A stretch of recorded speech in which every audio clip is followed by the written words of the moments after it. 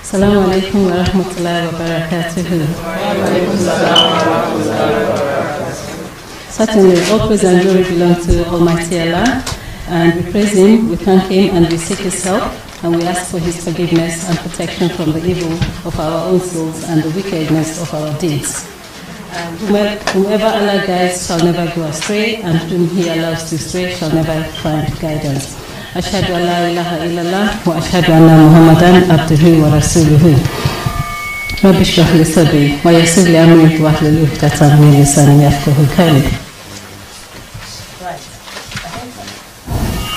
I'll start by thanking the organizers for this event, and this is something that I have been advocating for.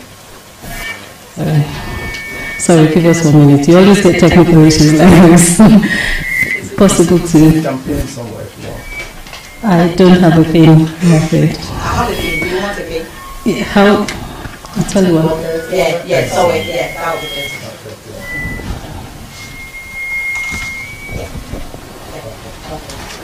Technology. Right, okay. My name is Yetunde Rafiat Oladipo, and I'm a chartered HR manager. I've worked in the HR field for over 25 years, and currently working as a strategic recruitment business partner for technology and digital specialists in a very large government department which touches everybody's lives. And I am also the Joint Chairperson and Membership Advisor for the Chartered Institute of Personnel and Development for the North London branch. We are the largest branch in London with 4,000 members. And as Sister Savage said, we're both on the Board of Directors for the Federation of Muslim Women Association in the UK. So I think for me, if I start with what inspires me, for me it's about taking a holistic approach. So I hope you can still hear me. It's about taking a holistic approach in whatever we do, whether that's to do with your profession, your career, your family, whatever, your finances, because you cannot separate your profession from your personal life. They are all intertwined. So I always take pleasure and inspiration from taking that holistic approach. So I'm going to have to project my voice a little bit. Okay. So for me it's about that, but also because I'm a Muslim, it's about the 3 F's for me. So you'll come across me using acronyms and something like that. So please make note. If it works for you, take it and use it. Okay? So it's about the 3 F's when you talk of taking a holistic approach. It's about faith, family, and fairness. So I try to do all of these things, but at the same time I try to multitask, but I know sometimes I just fail. I don't know how people say that, women are good at multitasking.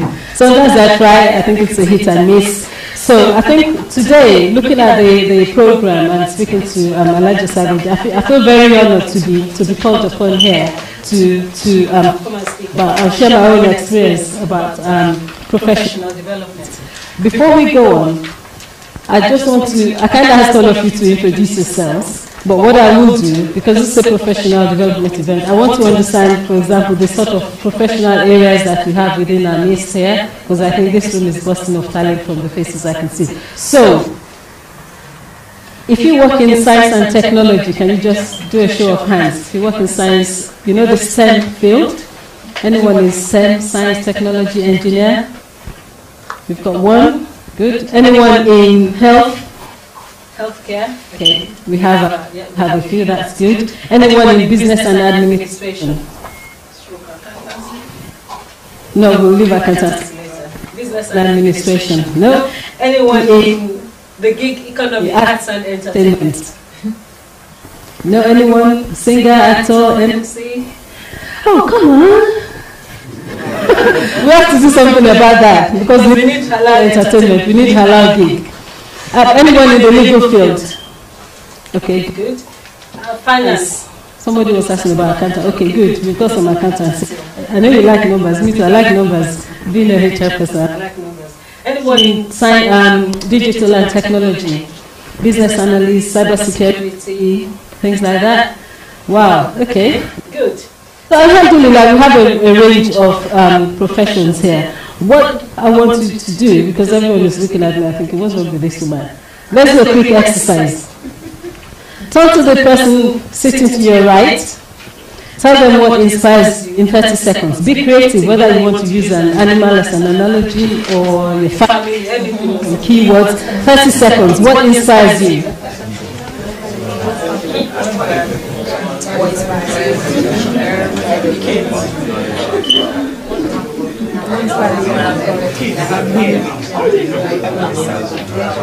Now, turn around, let the other person speak. What inspires you? Tell the other person what inspires you.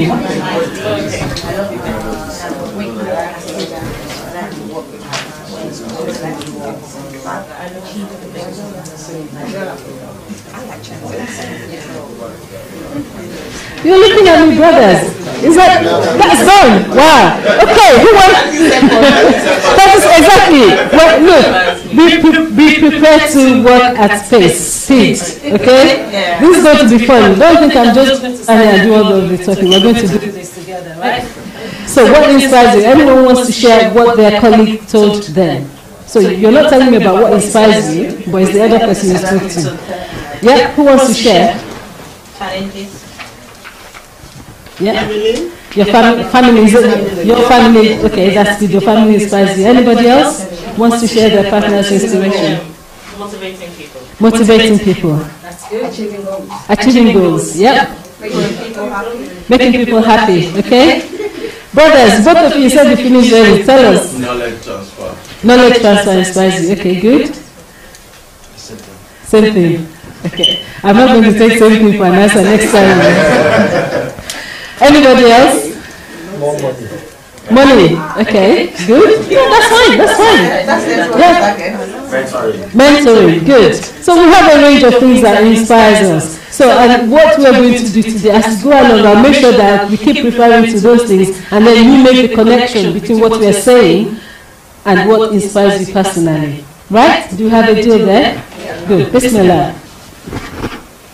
So the purpose of this session today, by the way, I've shared this slide so the organizers will tell them to you later.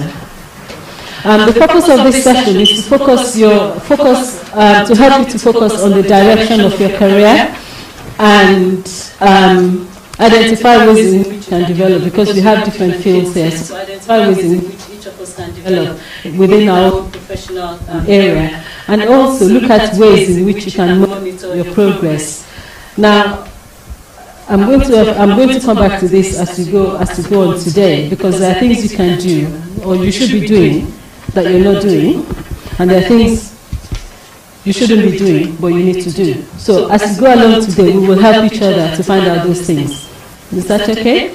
And then, as I said earlier, like from the exercise we've just done, it's about discussing and sharing and learning together what works. What works for you may not work for me, but if I see something that you do that works for me, hey, I'm going to use it as well. That's the whole point of being here today.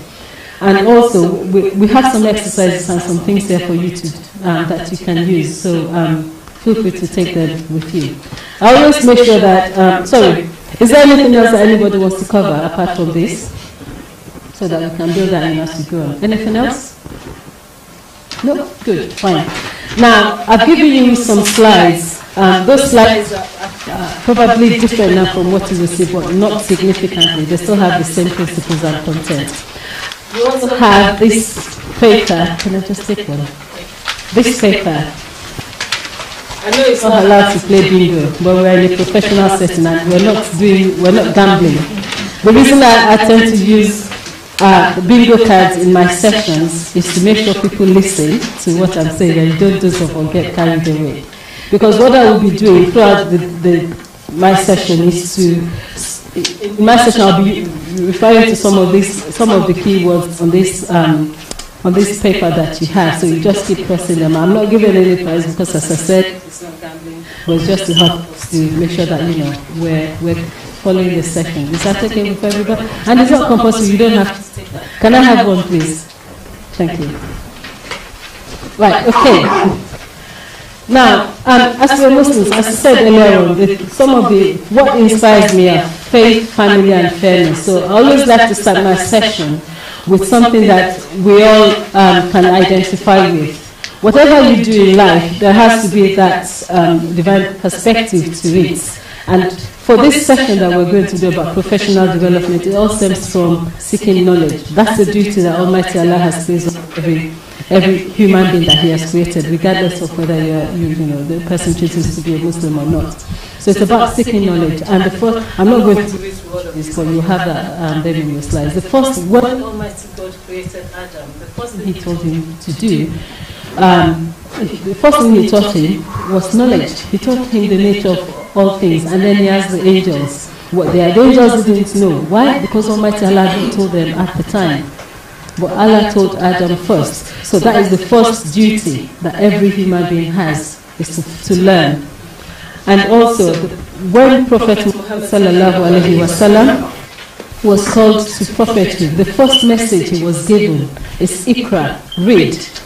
So that makes it even, so you see the obligation that is placed on us as Muslims, first from the creation of Adam, and then from the for Prophet Muhammad sallallahu alaihi wasallam, which is read. So I don't understand why sometimes you find within our community, people don't read and you just expect things to fall on your lap. No. We've got to learn and read. Knowledge will not come to us. We have to go for it. And Almighty Allah says, there's a hadith of the Prophet that says that there's reward for the one who seeks knowledge. Every step that you take to seek knowledge, like you have done today, will be rewarded, inshallah. And also, increase yourself in knowledge. Find knowledge. Like that dua there, oh my Lord, advance me in knowledge. Rabbi zidni ilman. Yeah, it's there. And also, even Prophet Muhammad sallallahu alaihi wasallam told us that Prophet Dawood alayhi salatu wasalam will not eat anything that he has not earned. So that shows us that we have to strive for whatever we do. We have to strive and live and be contented with what we earn. So that places a duty on us as well. Now, before it's good to hear about the different professionals within the room. So I think I've got these slides here to set things in context for us, why this is important. And alhamdulillah, I had the mission of Nasfat there about creating this sort of activity. This is why. This is the business case for doing things like this.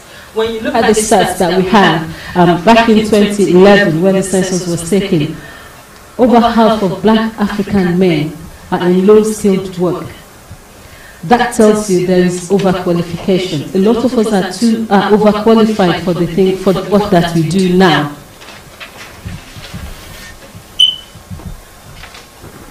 A lot of us are overqualified for what we do. And overall, the CIPD is an outlook in spring this year, which shows that across the whole population, 30% of people who are in employment now are overqualified for the work that they do. I'll take careers and salaries. Around 21% of employees are looking for a new job, and I take some of those that are sitting in this room. If you're looking for a new job or you want to change your career, raise your hands. Some people are not, so some people are looking for something, but we have some of the people in this room here looking for a new job. Automation and digital age. We've all heard of artificial intelligence, right? That is going to change a lot of things. So some of the skills that we have now will become obsolete in 5 years' time, or even before 5 years' time. Things are changing. For those of you who work in digital and technology, you would know. So some of the skills that we have, like people who did, if I ask my dad, who's a retired fellow chartered accountant, to come and do something on whatever SAP or software they're using now, he wouldn't know where to begin. And that just tells you, and that happens in all of the professions. So automation is coming, artificial intelligence is coming. You need to be a step ahead.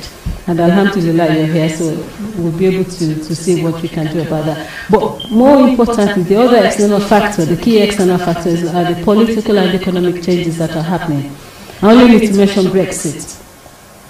Even as a government, there's still no solution to that. There are lots of debates and wranglings going on, but we still haven't got the hang of that. And that's going to affect every profession in one way or another. There are also the economic changes that are happening. All of these have an impact on professions as well as careers, and therefore on human beings, on families. We're seeing situations where the roles are being reversed now. When Almighty Allah created man and woman, He said that man should be the keeper of the woman. But now we're seeing, because of these changes that are happening, so men are losing their jobs. It's not their fault. And then the women have to step up and be the breadwinner. That's the changes that we're finding now. So these are the sort of things that affect not only careers, but personal lives, which is why I did say earlier on that I like that holistic approach. You cannot be fixing one part of your life at the expense of another. They've all got to go together, and we will see why that is important as we go along. I just thought I'll do this to give you a glimpse of some of the professions that are there and what are coming up. Of course, by the time we have a look at this in maybe another year, some of the jobs there would have disappeared and maybe new ones will be added to that. But it's just to give you a flavor of what the employment market looks like now. Okay? You see there, we've got Arabic. That's coming up. If you know how to speak Arabic, I'll tell you, brush up on it. Because Arabic, Mandarin, those languages are becoming important now. And I remember when I was in school in Nigeria, I said, I want to go and do French. I want to fetch French. But now, I would encourage my children to do another language. Yeah? Because that's where the future is. Don't let us get unnecessarily sentimental when it comes to these things. You see? Software engineer, all of these things are coming up. Who knows, like the best paid jobs that are around now? The best paid jobs are which fields? Yeah? Cybersecurity. Cybersecurity. Data analyst. Yep, data analyst, cybersecurity, software developers, hot cake. So if you're in that field, or if you have children sitting at the computer and coding, encourage them to do that. Because that's where the future is. Now, we've been talking about professional development. Now time for you to do some more talking. What does this mean to you? We are all in different professions. What does professional development mean to you? Again, we'll do the same thing. 30 minutes, sorry, this is speed professional. Thank you, 30 seconds. I'm glad you're listening. 30 seconds. What does professional development mean to you? Starting now. Like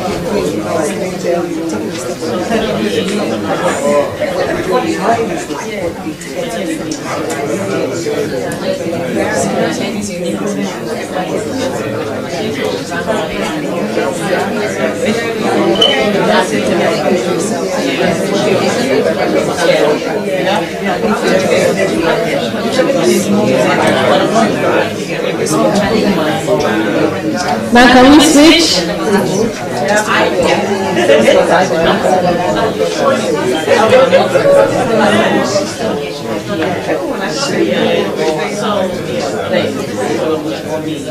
No,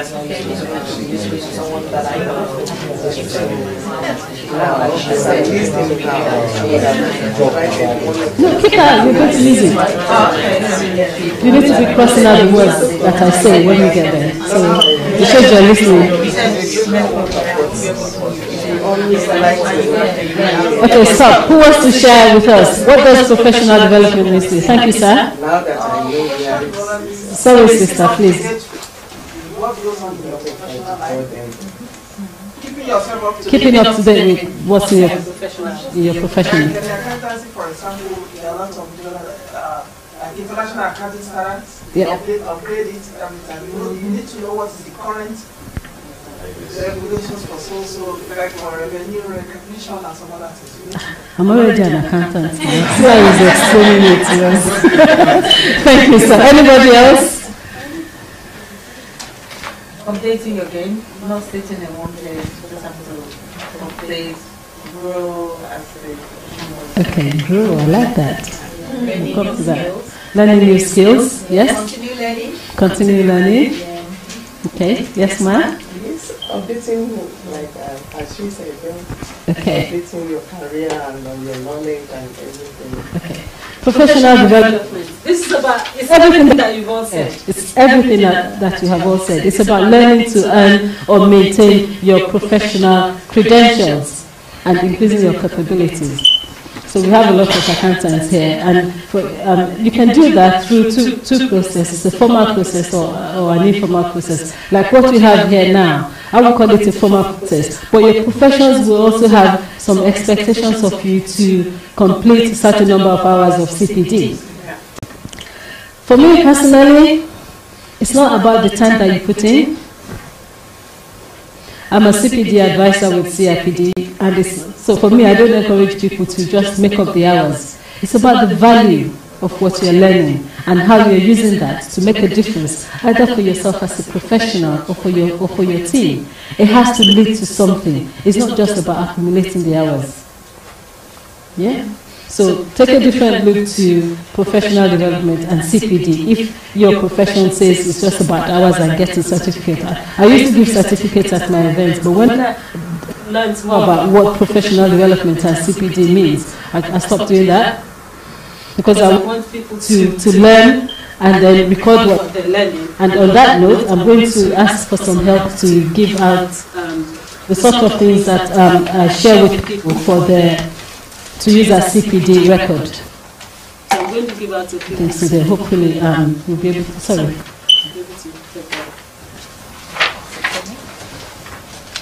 So for me, professional development is about, when you go to events, make a note of it. You can use the handout that is coming along now as your CPD record. I'm sure there's enough to go around for people to have two. So you can take two each. Use one now and then take one away with you to use to photocopy and use in future. So when you go to events, what you're looking for is what are my objectives for attending that event or for carrying out that professional activity.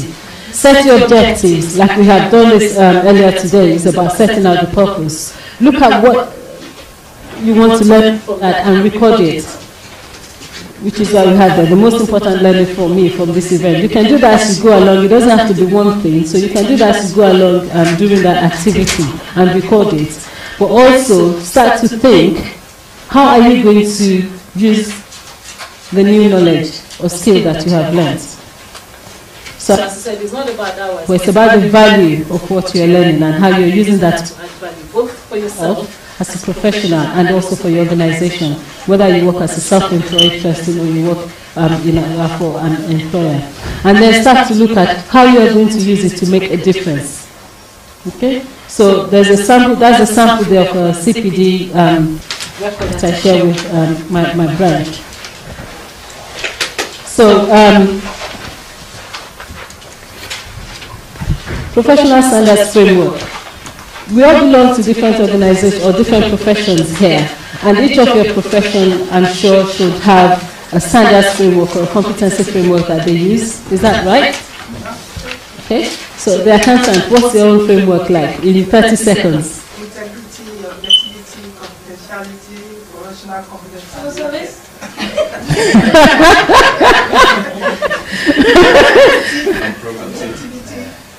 Professional competence and care, confidentiality. Wow, that solves it all. Any other profession that can beat that?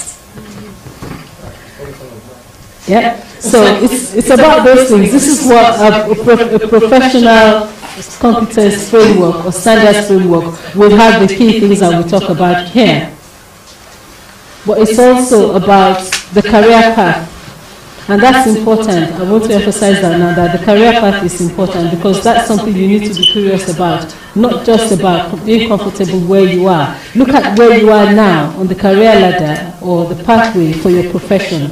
If, for example, we take an accountant or a lawyer or somebody like that, somebody who has just qualified, they're probably at the bottom end of the ladder at the starting point. So they need to know the steps that they need to follow in order to progress their career. That's your career path. And these days, with the sort of professions and changes in careers outlook that we talked about earlier, it is okay now to have a career portfolio. You don't have to stick to one profession anymore. And I think employers are now beginning to understand that, especially with the millennials, that they're happy to stay with an employer for about a year or two and then move on. Previously, that was unacceptable. But now employers are becoming amenable to that, so to people having career portfolio. If I take my profession, for example, as a HR person, it was still HR, or in the earlier days, people used to talk about personnel. But now what we're finding in the profession is that you're finding people like accountants in there, because when we're looking at workforce planning or need to do a training or something, you'll need to talk to your accountant or your finance officer to say, do we have a budget for that? And then they will try to understand what you're trying to deliver, whether it will lead to the achievement of your business objectives. We also have lawyers as well, because if there is a case, employment tribunal, we'll talk to lawyers. So you can see how it's becoming more fluid for people to go into different professions. So when you see an opportunity, although you may have looked at the career path for your profession, but what I would encourage you to do is, when you see an opportunity, sometimes grab it, because it may not come again.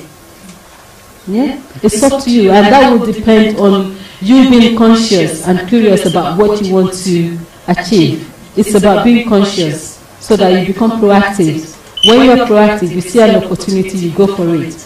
If you are not proactive without setting your soul in the first place, opportunities will miss you by. So be proactive and follow the professional framework. I said earlier on, when we're talking about professional development, that it's not just about your career, it's not just about your profession. There's a whole, we've all heard of work-life balance. This is it. This is what it really means. You know, what you do in one aspect of your life may affect another. Okay? And on one aspect of your life may maybe have an impact on your professional development. I remember, for example, before I got into HR, I was, young children and stuff. I thought I had to make a decision. Do I want to pursue my career on a faster track in the early days, or raise my family? I had to make a choice. My family came first. So when you're looking at your professional development, you have to think of all aspects of your life. Some people will probably say, because there's a questionnaire for doing this, but we won't do that today. It's quite personal and time consuming. Some people will have a very active social life, for example, which would mean that their finances are down, because on Saturdays, they will go to party one day, always buying the latest Ashoke and Ashoke and everything. The finance will suffer. They don't have time to apply for jobs. So you can see why it's important that you are not looking at your professional development in isolation. There's your family as well, your home, creation, your behavior, your health as well, So take all of these things together. When you do when this is done properly, it helps you to identify where you are now, whether there's something that you're doing more of that you don't need to be doing, or something that maybe actually you need to focus on. It helps you to refocus and get your priorities right. And only you can do that. Nobody else can do that for you. Now, this is a framework that I put together earlier this year. I was looking, the first time I used it was at Formula UK, Be Bold for Change for Women seminar, where we talked about leadership. And I think it applies to all aspects of development, not just leadership. It starts with knowing who you are, your self-awareness. There are lots of tools out there, you can use to do that. Have you heard of things like well-being, for example? SWOT analysis, at least. So you can use that on yourself to find out what your strengths, your weaknesses, opportunities, etc. So that's just an example. There are lots of questions. 360-degree feedback as well. Yeah, if you're a leader, that's a tool that I would advise you to use yourself. Even if you run your own business, do that for yourself, with your staff and with your customers. There's also 360-degree feedback. The next stage is about, so once you've learned about that, you create a vision of success. What does success mean for you? You're now aware of what you are. You want to be somewhere else. Where is that somewhere else? Where is that place? What does it look like? Have that image in your mind and strive for that. That will help you to then determine what you need to do in terms of setting your own action plan. Now, from what I've said so far, has anyone started to think of, okay, I can see where this is going, this is what I think I would like to do, what this success looks like for me? Is that beginning to make sense to you? Okay, I can see some heads nodding. Do you want to share any of that with us at this stage? I don't, you don't have to get it right, but if you want to share, that would be good. Yes? Well, I work in academia. Sorry, 30 seconds. 30 seconds. I always say, kids, keep it short and simple. Okay, I work in academia. I'm a lecturer in the university, so the focus is publish or perish. Okay. So if you work in academia, you can be the best teacher in the world. If you don't publish, you perish. That means you're therefore you're just on the lower level forever. Good. And I don't like, who's the tech person in the room? Are you, sir? Error 404. Not found. Yes? You know when you go on the internet and you're looking for something and it says error 404. Do you know what that means? Not found. It doesn't exist. That's what he's saying about perish. I know our brother is behind the camera. He can't answer now. Right? Just the thumbs up. Good. Error 404. We don't want error 404. Okay, so that is important to set your vision and have an action plan. So we'll talk about action planning as we go on, and then it's about implementing it. The thing about action planning and setting all of this vision is knowing how to measure it, your success, networking, part of you, to maximize your actions. Okay, going back to it, am I doing the right thing? Is there anything I need to do? You know, we talked about being proactive. Another opportunity to grab it. Yeah. So what does this look like? Head of grow.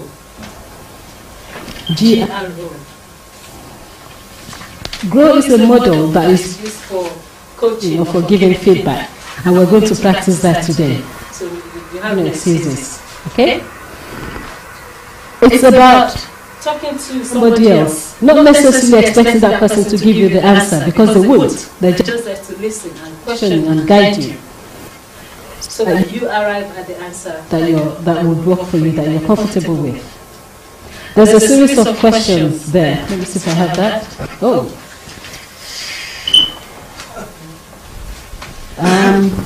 Okay, I don't have a series of questions there. Sorry, I think I must have. I don't know if it's in your, you've got it, but you may not be able to. It's on there, but you won't be able to read it. What are we going to do? Okay, we can talk around that. Go on. 20 minutes. Okay. Okay. So the first step out of grow. This is to help to. We said it's about being proactive and being clear of what you want to do. So this is a model that you can use to help you to do that. I've used it with my children without telling them it's grow model. A bit of background about me. I trained as a teacher in Nigeria. I taught English language and Islamic studies. Now I'm HR and I've worked in education as well. So you don't have to, when you use these models on people, you don't necessarily need to tell them, because what you need to focus on what you're trying to help them to derive.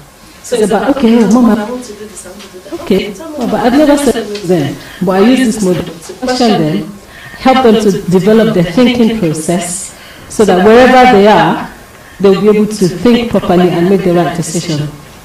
I sent my children to Hong Kong for 1 year, and I just, people tell me I'm a crazy woman. I said, don't worry, I know what I'm doing, because I have helped them to grow.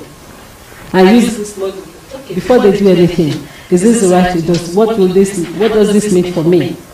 So as an adult and as a professional, you can use it in your profession, and you can use it maybe as a leader, for those of us who are team leaders here, or even as a parent, or even as a business person. So you can use it whichever way you choose to.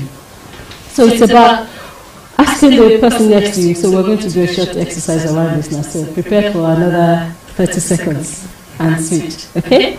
So step one is to ask the person next to you, what do you want to achieve? And that will generate more questions depending on the answers they give you. So it's about what do they want to achieve? How does that, what will it take for them to achieve that? For example, so let's do that quick exercise on G, for example. There's a so can I have help, please? I've got a, you can use this, again, you can take two each. Use one now, take one away.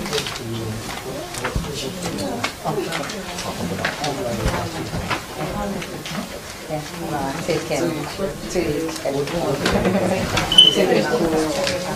So think, while the handouts are coming through, think of the questions to ask your partner about, to help them to define the objective. You want to take two, at least one.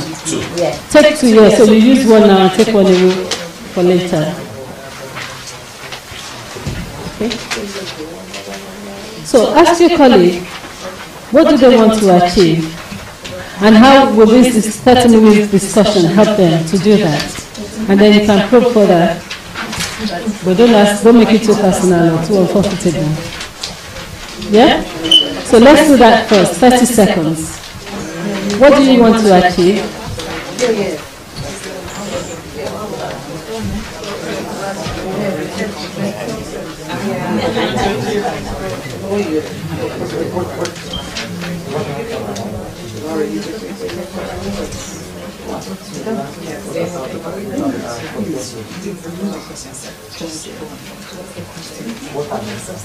So what do you want to achieve? It's to help them to understand their goals, really. It's about ask them, what do they want to achieve? What will it mean for them? What will success look like?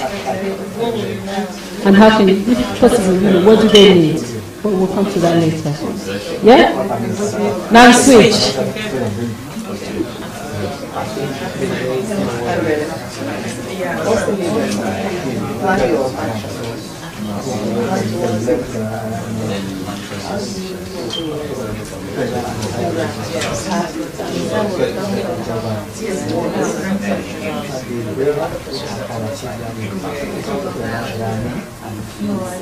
Okay, so anyone wants to share the discussion? You know, for those for you know how that has helped you to start to look at what you want to achieve. So this is not going to be about you from the conversation you've had. What has this done for you? No, let her say that herself. Now this we're switching it up. You tell me what. No, I'm asking you. Okay, you tell me yes. Tell me yes. I want to have my own business. I want to be famous. Good. Would you hear that? She wants to have her own business. She wants to be famous. And she wants to be rich. What does famous look like? Let them say, oh, I've got my business, a little business now. Then say, oh, 30 seconds. Yeah, 30 seconds. Okay, when it's a wedding, I'm event planner. Okay. So let them call me, let everybody advertise. I want to go to Dubai for events and all that. Okay, you are making us. That's good. We'll take your business card when we finish. Anybody else? You know, what do you want to achieve? From the discussion you've had now with your partner, what does that look like? What do you want to achieve? Apart from the business woman. I want to be a probation officer. You want to be a probation officer? probation officer? Oh, okay, good. So currently, what we can do is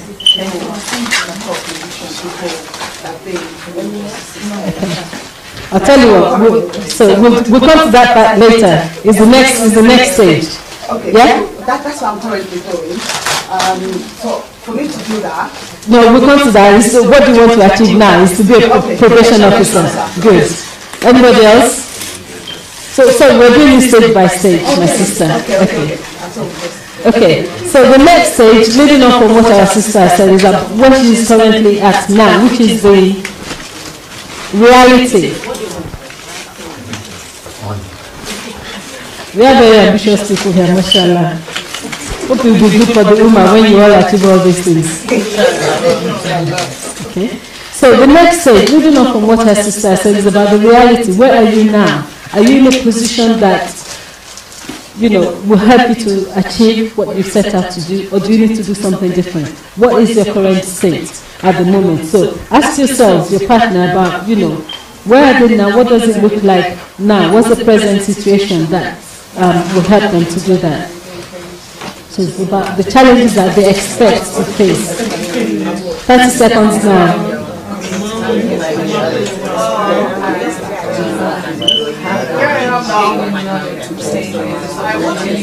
Discuss with your partner first. 30 seconds.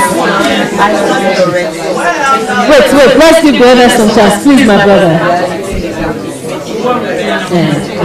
Now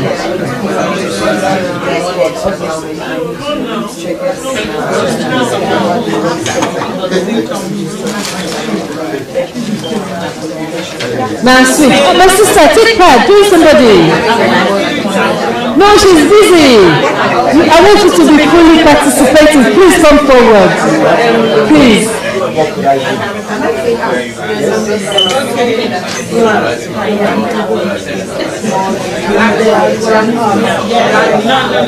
Have you switched? Okay, switch.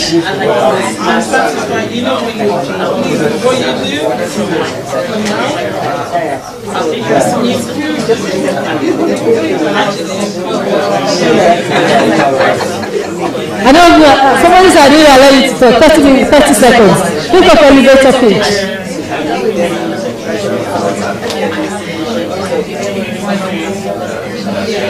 Okay. Who's ready to share with us what the reality feels like now? You raised your hand before. Yes? The reality is, like I told my colleague here, I wanted to have an accounting service firm giving tax professional services to clients. But where I am now, coming from Nigeria, you know, the tax system there is very, very complex. Yes. So I have to make sure that I'm managing the tax system in UK, so that I'm going for the optional advanced traditional basis. That's good, because you have identified the challenges and the obstacles of where you are now. So do you see why this conversation is important? It helps you to take a step-by-step approach to get to a place where you want to be. Now we'll take the next stage, which is the which is the options. Some of you mentioned about that you need to do something. So what are the options available to you to get from where you are now to take you a step closer to your goal? So what are the options that are available to you? What can you do? Do that 30 seconds now.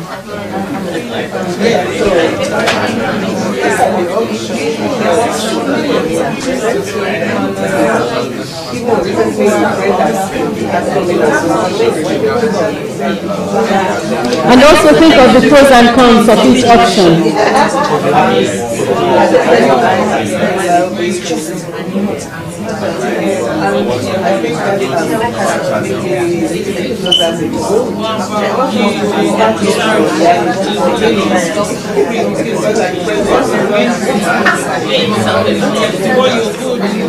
Now switch.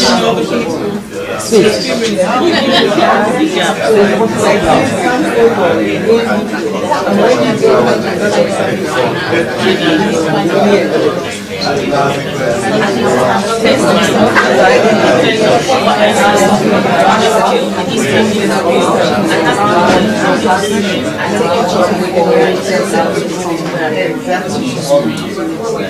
I really would love this conversation to continue, but we have to stop.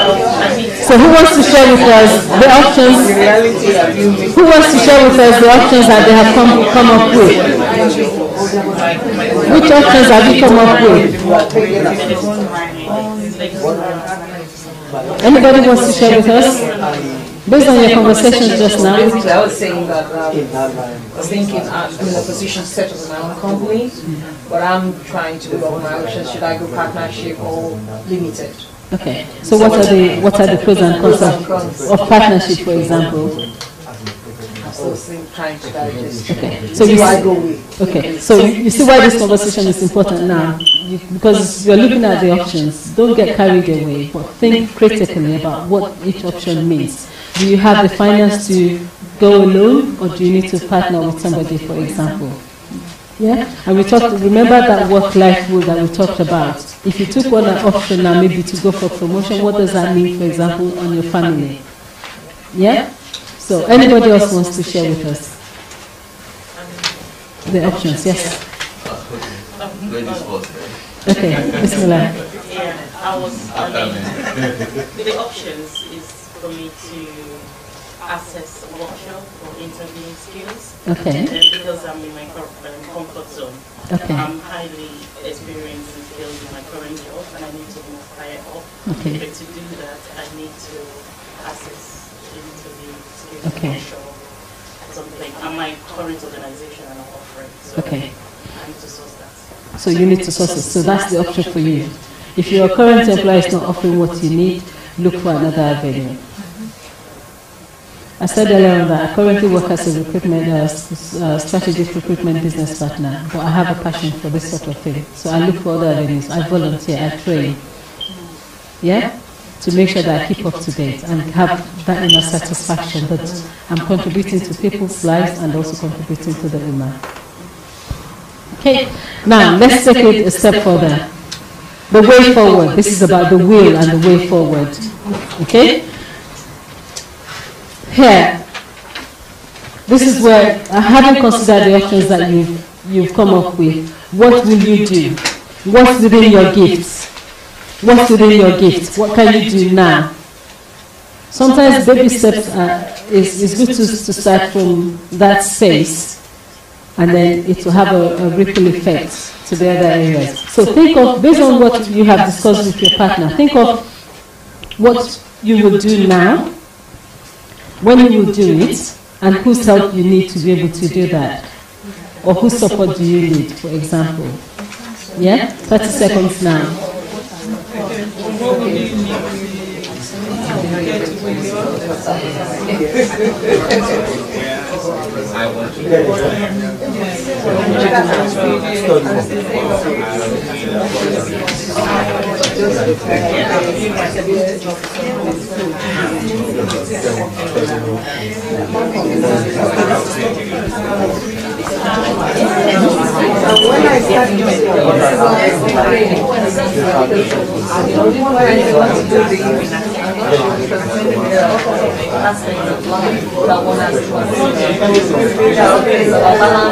Now switch.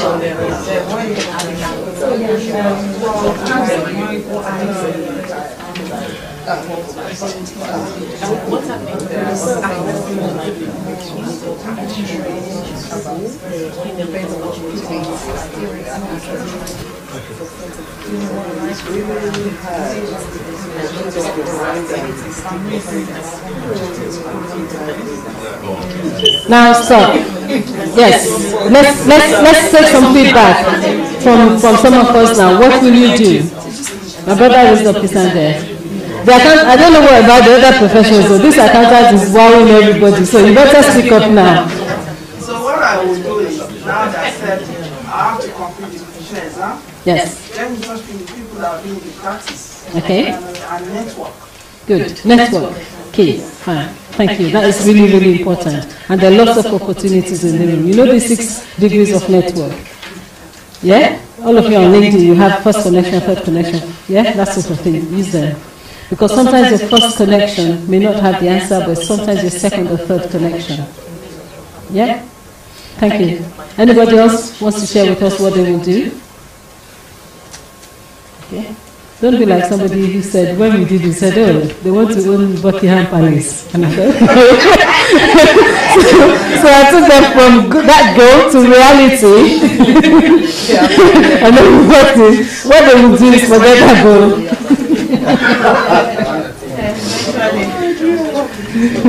Okay, anybody else wants to share this with us? But you see, I hope you find this exercise really useful. So when you're thinking of, yes? Moving forward for me is getting another contract, because I work as a contractor with the NHS as an information governance administrator. So getting a new contract now and studying more so that I can study my knowledge on the field. Okay, that's very good. But as I said earlier, take baby steps. Yeah, that's it to the other brother. Think of what's within your gift first.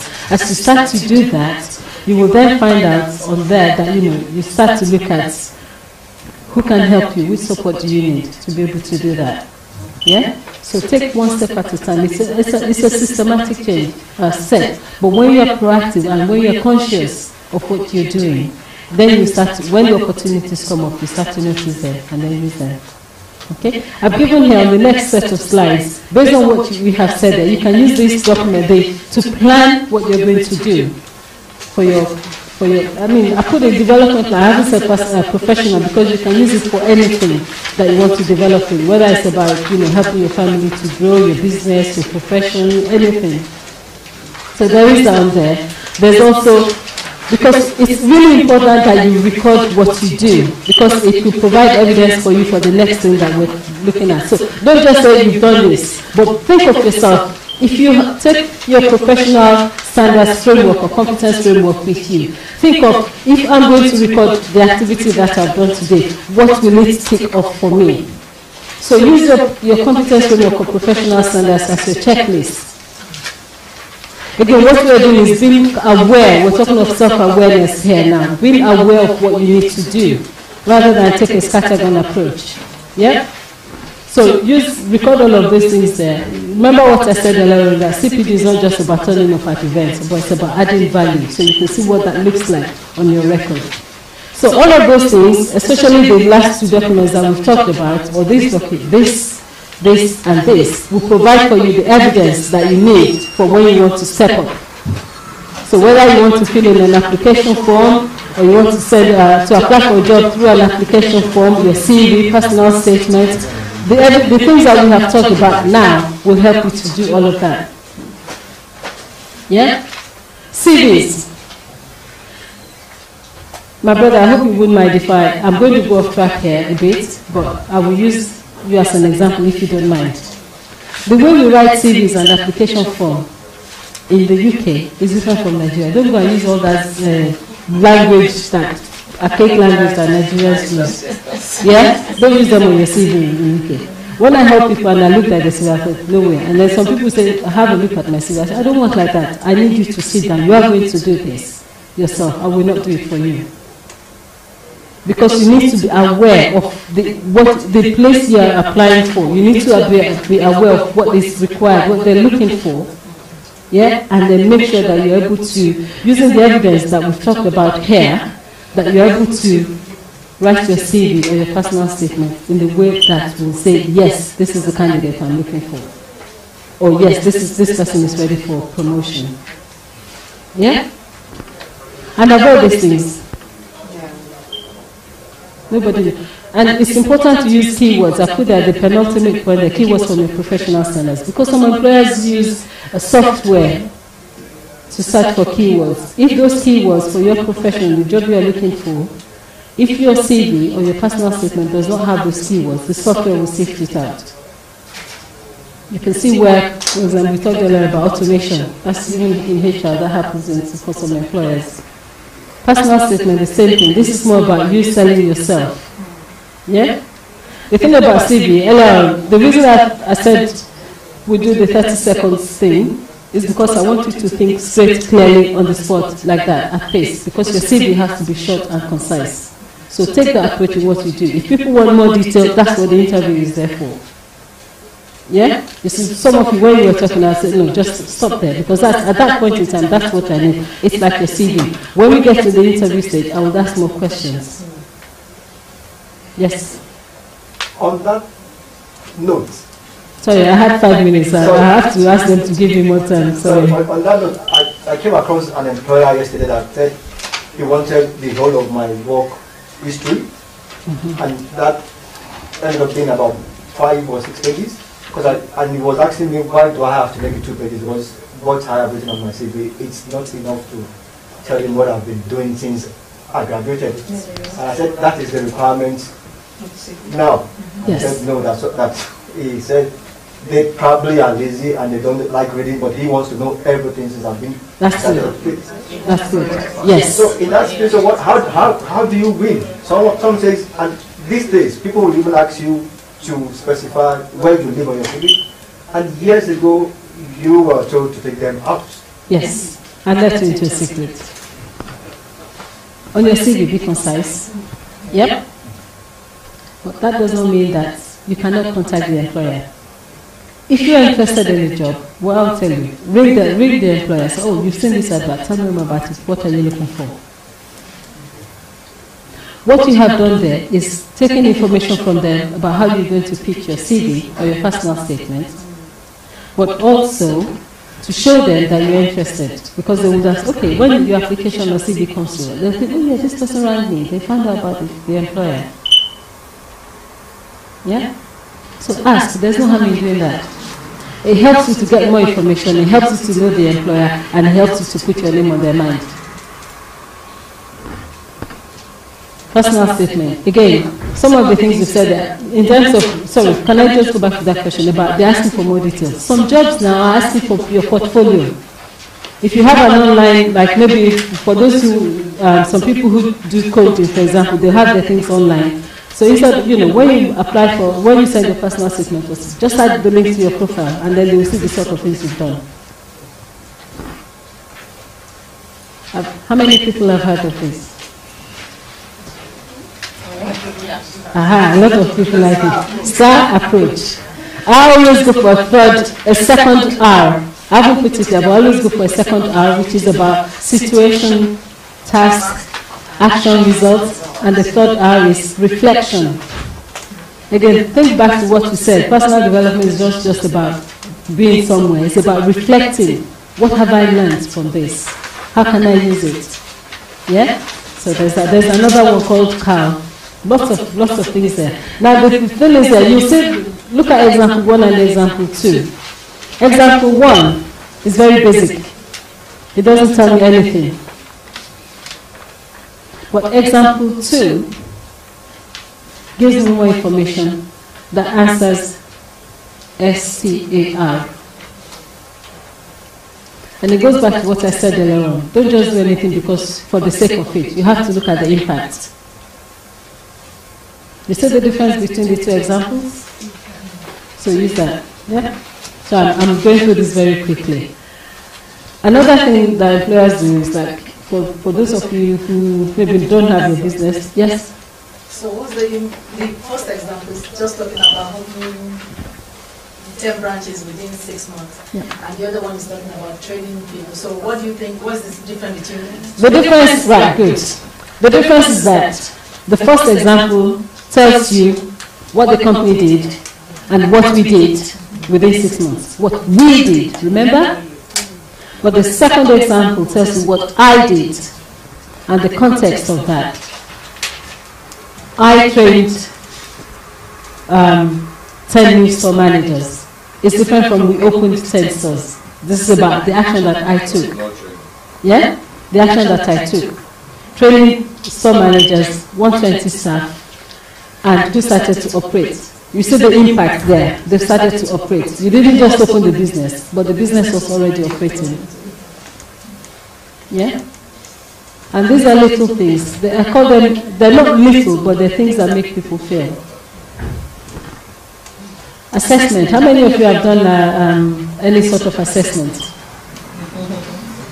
Yes? You haven't heard from the gentleman behind. Sorry, no, behind you. No, don't look back here. Yes. Yeah. In the mustard color. Of me? Yeah. Sorry, I came later. You're here now, that's what's important. Assessment. Yeah, there was during the time where I was applying for jobs, and there was these companies telling me that I have to write some assessment before they can hire me. Then I asked them, why should I write the assessment? And then they now told me because there are lots of competition within the candidates selected. So that they will use the assessment in the segregate. Which type of assessment did you do? The IT, because I'm an IT professional. Okay. I wrote some assessment related to cloud infrastructure. Okay, right, okay. Okay. Anybody else done that? So is that like software programming, coding? Yeah, okay. Anybody else? I've done all. You've done all? Yeah, role play. Role play. Directorship course, yeah. Okay. So you have all this. Going back to what my brother said, if you don't do online assessment, if you don't know how to do those things now, because this is the sort of thing that includes things like emotional intelligence, the nuances, that it's not just about your qualification anymore. Yeah, it's about your judgments, how you think, which is where the grow model, for example, will come in, but also about how well you know your profession, keeping up to date. So if you don't know, please start practicing and encourage your children to do so. Because as they enter into the jobs market, they will have to sit an assessment at some point in their career. Interviews, again, taking the same approach. But as I said earlier, my sister was saying earlier on, or was it you that said, you provide your CV and they're asking for more information. The interview is where they're going to grill you and blast you and tell you whether you're in or not. Yeah? Apprentice, dragons, then that's what the interview will do. Yeah? So, if you get through, negotiate. For those, we have some contractors in the room, so you know what to do. You need to negotiate to make sure that you've got the right deal for yourself. If you're not successful, ask for feedback. And then use that feedback to improve. Going back to what you said about the development plan, use it to improve. If you're successful, hey, celebrate, why not? In summary, these are the things we've talked about. And hopefully all the things that we've talked about here will help you to increase your performance and achieve your potential. Inshallah. So I think this is what, when people, you see successful people, yeah? This is the iceberg. What people see is what's above the line. But they won't know the struggle that you have undertaken, how many times you've failed. So you can see why failure is not failure. If you fail at something, it will lead to success. Post-it note was the rightful failure, and see how many people use post-it note now. I will stop there. Whatever I said there that is wrong is for myself. Anything that is good in there is for myself. I hope that it's beneficial for you and it's beneficial for us. May Allah accept it as ibadah from us. Any questions? Can I take one or two questions if people want? Yeah, please. Any questions? Questions, comments? I will stay for some time. It's not good to just let people play. I'll give you some minutes to think over it. Thank you. Assalamu alaikum.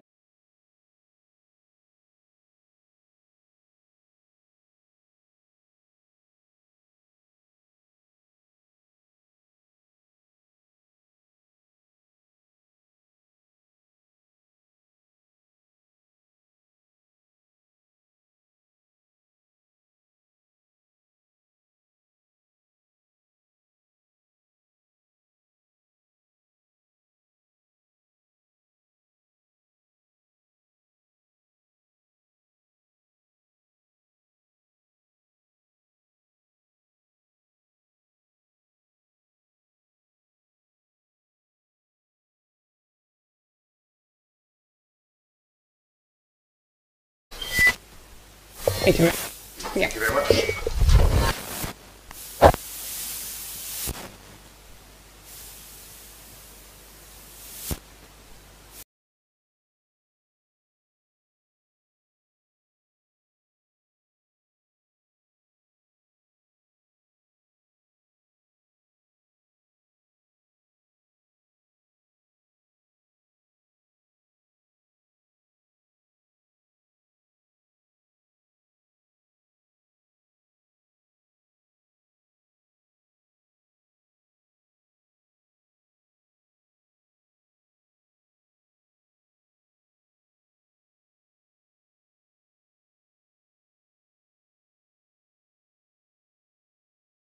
Reading for a long time. You know, in around about 2006, 2007, that's when I first thought to myself, well, what, I'm going to do whatever it takes to get me, you know, to have that flexible lifestyle, that financial freedom lifestyle. But I was struggling, and the reason why I was struggling is because I was trying to do it all by myself. Okay, I'm thinking to myself, well, look, let me just watch a bit of YouTube, you know, download a few free ebooks. And I'm sure that will, you know, enable me to create the financial freedom I was looking for. However, it became to get very, very, very difficult. So I thought to myself, you know what, this has got to be easier. What's the easiest way for me to get to where I am now to generating the income that I truly desired? So I went and I got one of the top internet marketers here within the UK. If not the #1, because like I say, at that point, I weren't messing around. It's like, I don't care how much it costs me. I don't care what I've got to do.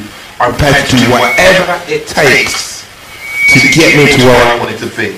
So when I first found Simon, his name is Simon Coulson, like I say, he's the #1 internet marketer here in the UK. When I first met Simon, I literally begged him to train me. I mean, he gets to speak on huge stages in front of thousands of people, with people like, I don't know, Tony Robbins, like Richard Branson, Brian Tracy, Alan Sugar, James Caan, Bob Proctor, Bill Clinton. He gets to speak around the world with people like that.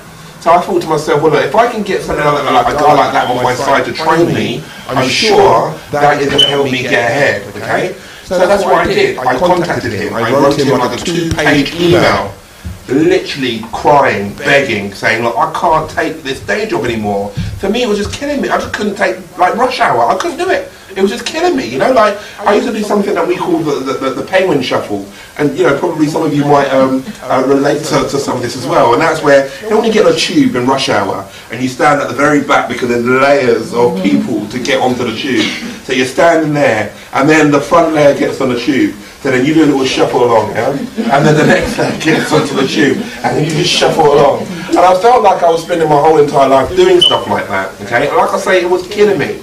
So Simon, he showed me how to go about making money on the internet. Now Simon has made over £20 million online over the last 10 years. So I kind of figured, look, if 20 million is good enough for him, I'm sure he can show me how to, I could just make a few grand a month to leave my day job at the time. You know, he's personally launched over 5 7-figure businesses, and he's trained other people to do the same. Now, when I first went to Simon, I was a manager at Peabody in the call centre. I was like a team manager. I was earning around about £30,000 a year, £35,000 a year as a manager. However, by following the tuition of Simon, I was able to leave my day job within around about 6 months. And in my first year, I made around about £94,000 in my first year. So for me, going from £33,000 a year to now earning £94,000 in my first year, you can imagine, you know, this was big for me. It's huge, a complete change of my life. I was like, this is it. This is fantastic. So since then, I've been able to maintain a very, very, very comfortable 6-figure income. Ever since then, I've got some things in the pipeline that will hopefully take me to the next level. Okay, but again, I don't really claim and say this is anything really to do with me. Yes, it is. I've had to take the action. All I've done is just follow instructions, and that's what that's. You know, sometimes you want to get ahead. All you've got to do is just follow the instructions of what somebody else has already done it. Just copy what they would do. So I'd always say, right, Simon, if you was me, what would you do to do this or to do that? He would say, right, Jay, I'll do this, I'll do that, I'll do this, I'll do that. So I was like, okay, fine. So that's what I did. Now, when I first met Simon, it wasn't cheap. You know, I was paying Simon like £500 an hour for the first, you know, only for about first few hours, and then he invited me down to a workshop that he was doing. And then we went on from there. So I was paying him £500 an hour. Now, do we think that's a lot of money to be paying on an hourly basis? Yeah. However, because I was prepared to invest in myself at that level, you know, when you're at a point, I don't care, you know, what I've got to do. I don't care how much it costs me. Just show me. Just please show me. I would have paid £1,000 an hour. I would have paid more than that, because that was the level of despair that I had got to. But like I say, when you're at that point when you're prepared to just give it all and prepared to go all out, that's when you're in a position where you can get the results the fastest.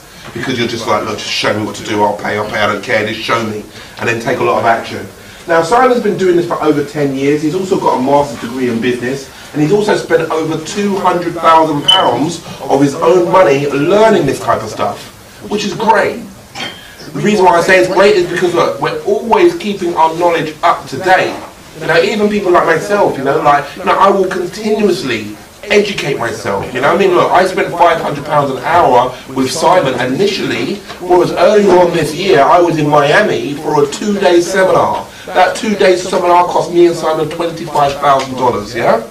So what I'm saying is, it's a lot of money. However, it's all about your return on your investment. So in which case, if I'm going to spend $25,000 going to Miami in a workshop, then obviously you can imagine I'm looking to try and get a great return on my investment.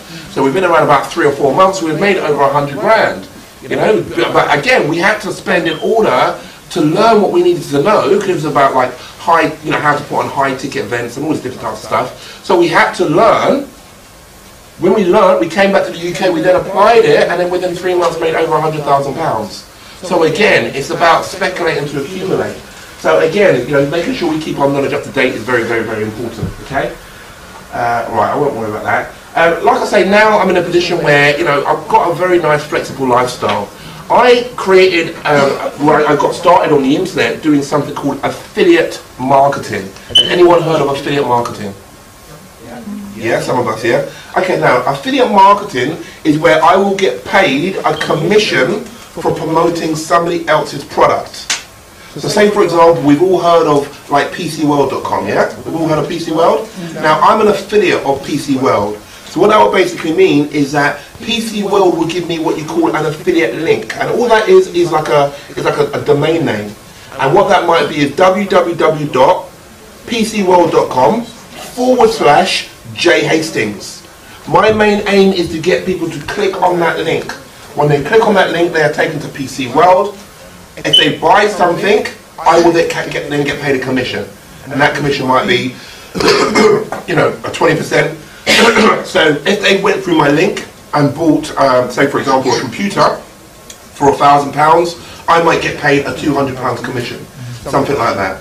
So I've done that, but in addition to that, I've got digital products online. I'm going to speak a little bit more about that very shortly. But in addition to that, I've also had digital marketing agencies, you know, even dabbled with eBay, Amazon. So I've done quite a lot of different things online. Okay, now I get to do a lot of this speaking stuff. So I'm now in a position where I'm speaking up and down the country and around the world about internet marketing and just showing people that, you know what, financial freedom's worth it. Don't get me wrong, it's not easy. If it was easy, everybody would be doing it.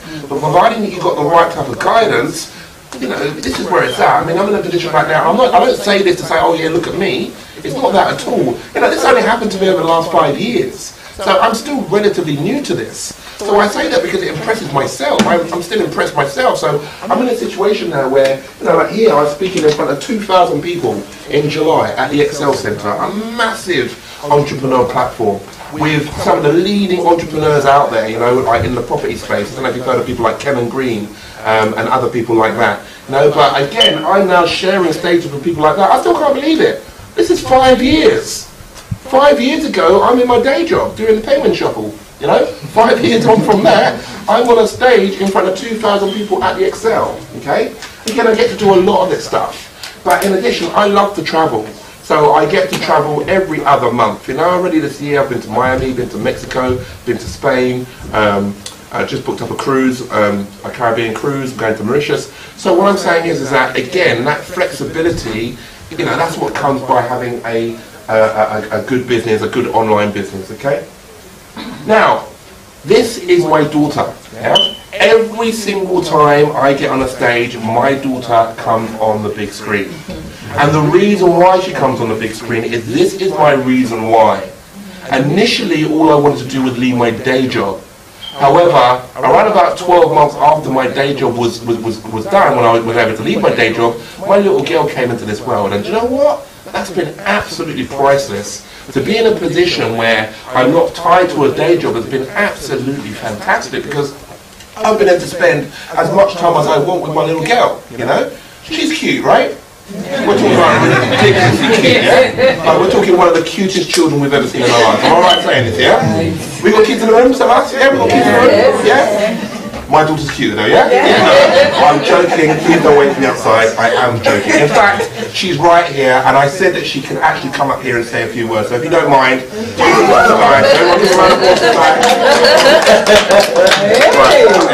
Wow.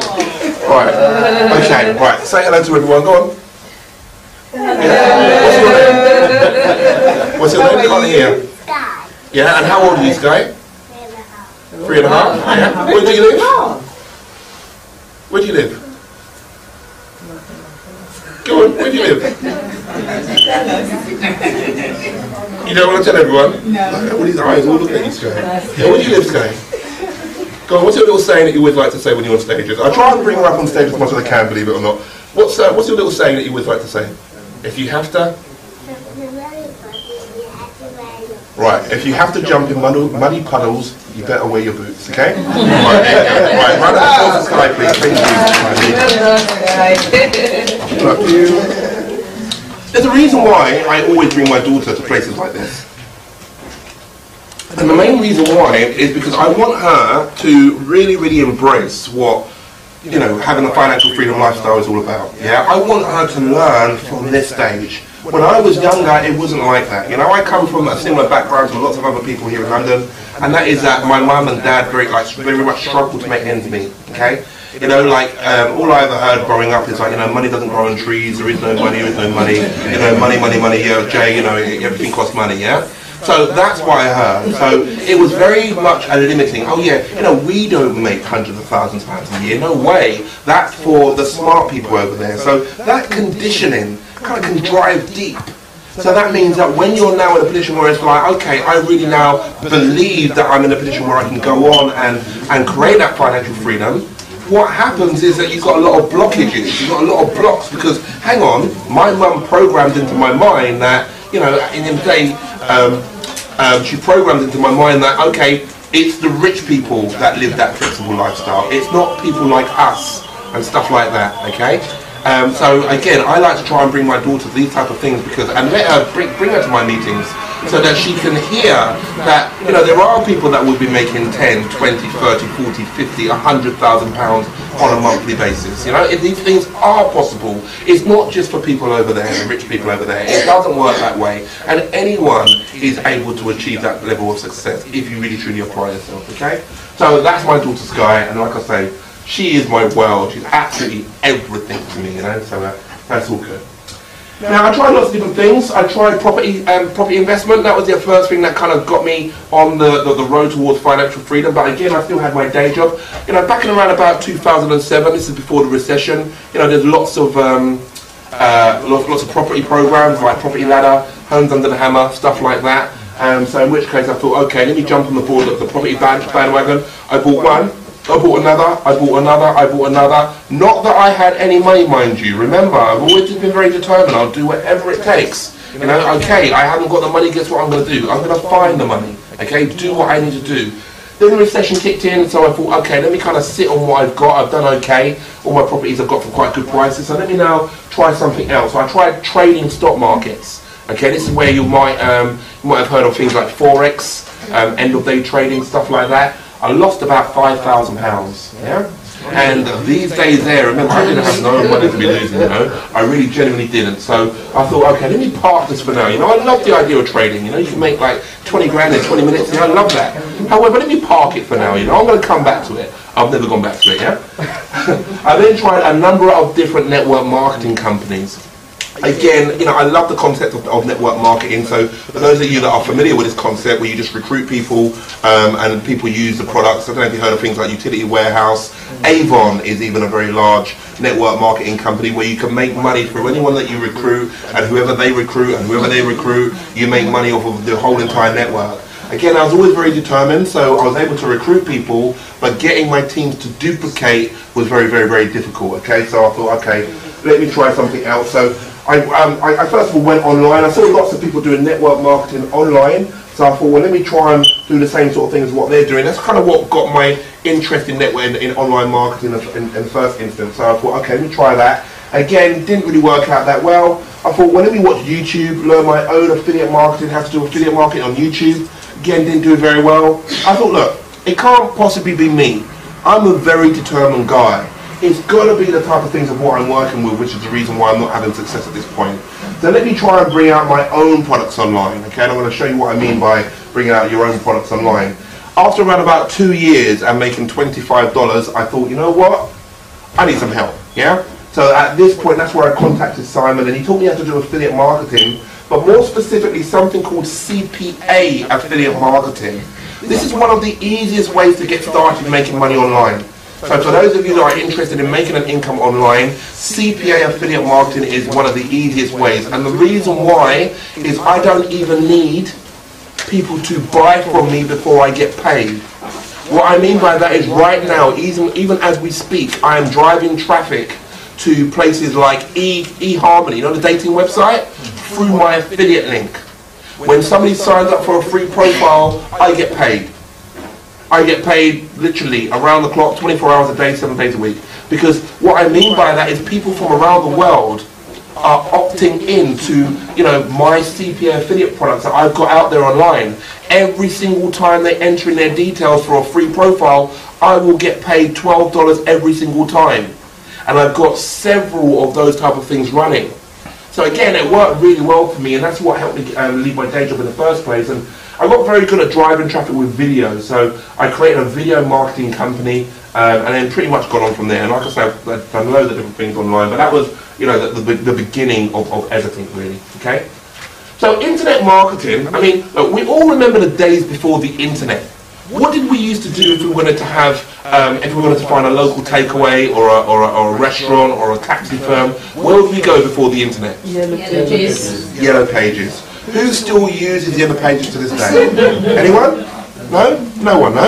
Okay. I mean, look, so much so that the Yellow Pages actually went into their second administration last year, so chances are Yellow Pages are not even operating anymore from a book point of view, okay? Because nowadays, where do we go? If we want to find any information about anything, a restaurant, a taxi firm, wherever it may well be, where do we go? Where? Internet, online, but more specifically where? Google. Google, yeah?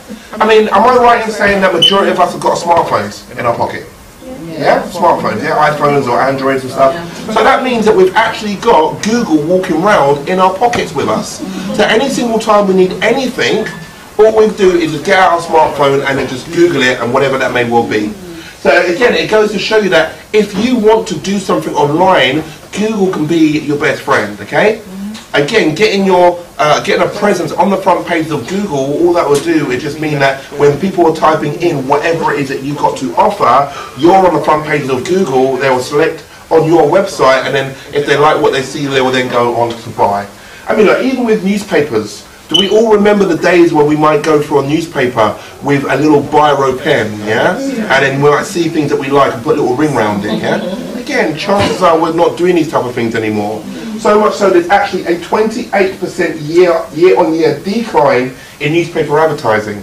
So it just goes to show that these type of methods are nowhere near as effective as what they once were, okay? Now, 32% of the world is now online. A lot of us assume that because a lot of us live in European countries, we assume that the whole world is online, but that's not actually the case. There's still a lot of countries yet to get up to speed with the internet. Now, 75% of people in the UK shop online. Do we all shop online? All of us. Yeah, all of us, every single one of us, yeah? Okay, brilliant. Now, look, we've been doing this for a long time. If I had asked that question maybe 2 years ago, I'd have at least half the room put up their hand and say, no, I don't shop online. And when I say, well, why not? Well, I don't want to be scammed. I don't want people to get my details. However, nowadays with secure payment processors like PayPal, WorldPay, SagePay, we're a lot more confident when it comes down to shopping online. Now, the online market has 100% growth year on year. This means that this is one of the fastest moving industries in the world. So if you're thinking about doing business, if you're in business already, or if you like the idea of business, you must have a presence online. You must take this really seriously.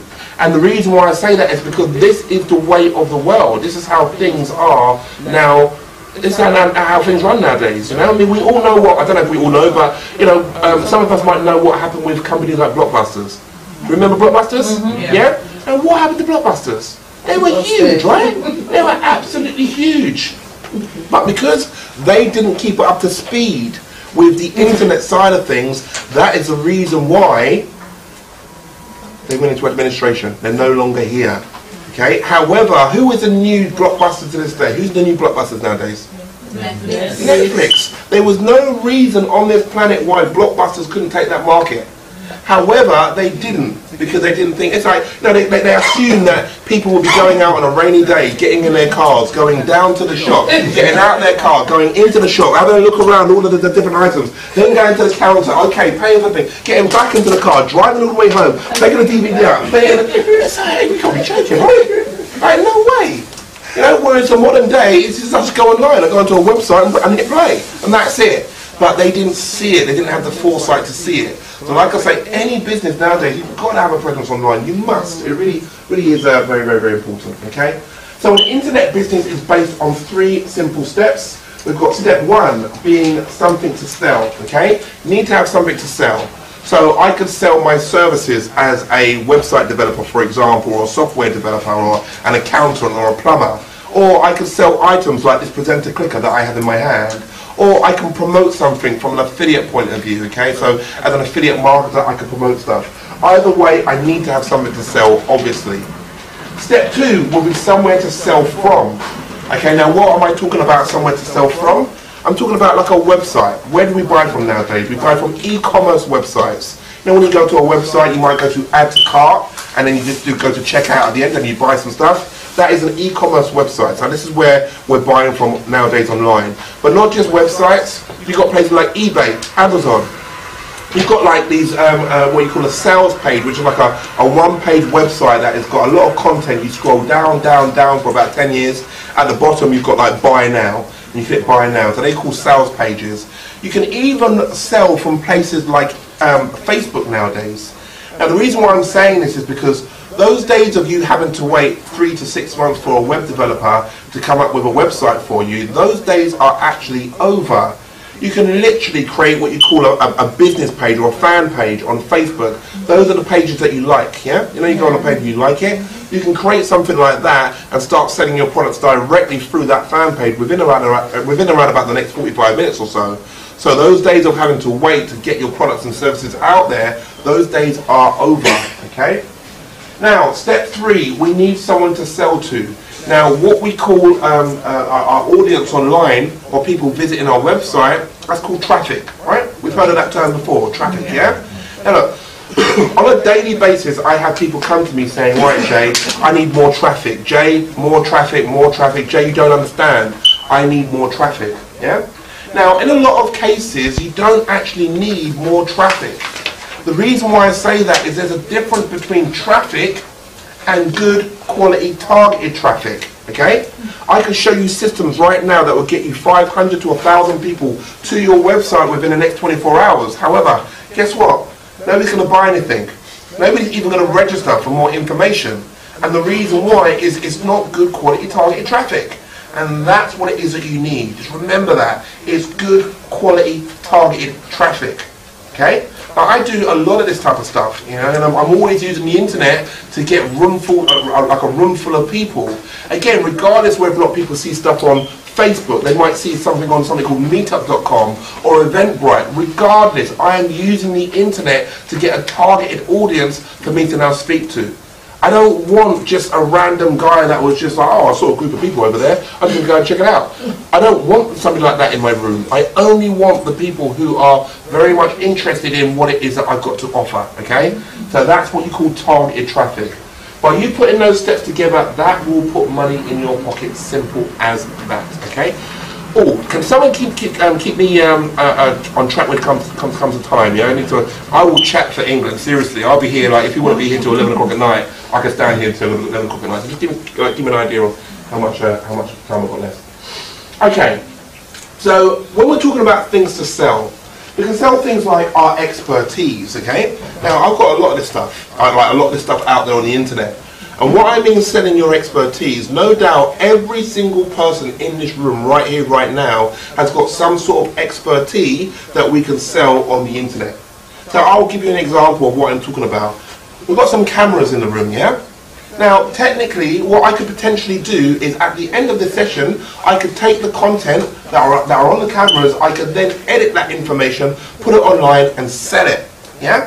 Do we think that the information that I'm going through today, do you think some people from around the world could benefit from any of this information of what I'm saying? Sure. Yeah? So because of that, we can put that content online and we can sell it. Because we're all in agreement that this could build some value to some people around the world. Okay? Now, how much can I sell it for? That's something I do not know. Whether or not it be $7, $15, $20, $30, $50, I don't know. I use dollars because that is the international currency, okay? So how much can I sell it for? I don't know. What I'm going to have to do is test it. So I'll just keep on putting up the price. And then when I hit that point of resistance where people don't want to buy no more, that's how I know how much the price of the product's going to be, okay? Like I say, we've all got some sort of expertise. You do not need to be like a rocket scientist to have information that you can sell online, okay? I mean, like I say, we regularly have students that do things like guides where they might have come from a different country. They might have come from, you know, somewhere like Bulgaria or Hungary or even African countries and things like that. And what they will then do is they will create a guide on, you know, how you can move from, you know, wherever the country is that they are to the UK, where they get a national insurance number from, a tax ID, you know, where they might want to live, where there might be a community of that same nationality, stuff like that. And again, it adds a lot of value to people in these other countries. They're thinking, how do I move to the UK? Okay, well there's a guide here that shows you every single detail for $15 or something like that. So again, all you're doing is adding value to other people. We've even had people providing information on how to do hairstyles, stuff like that. You know, anything where you're adding value to somebody else. Again, you can create a product out of that, put it online, and you can sell it. Does that make sense? Yeah? Cool. Then you've got things like books. Do we have any authors in the room, or anyone that wants to write a book at some point? Anyone? Yeah, just one of us? Yeah? Alright, a couple of us? Okay, where do we buy books from nowadays? Yeah, what about? Amazon. Yeah?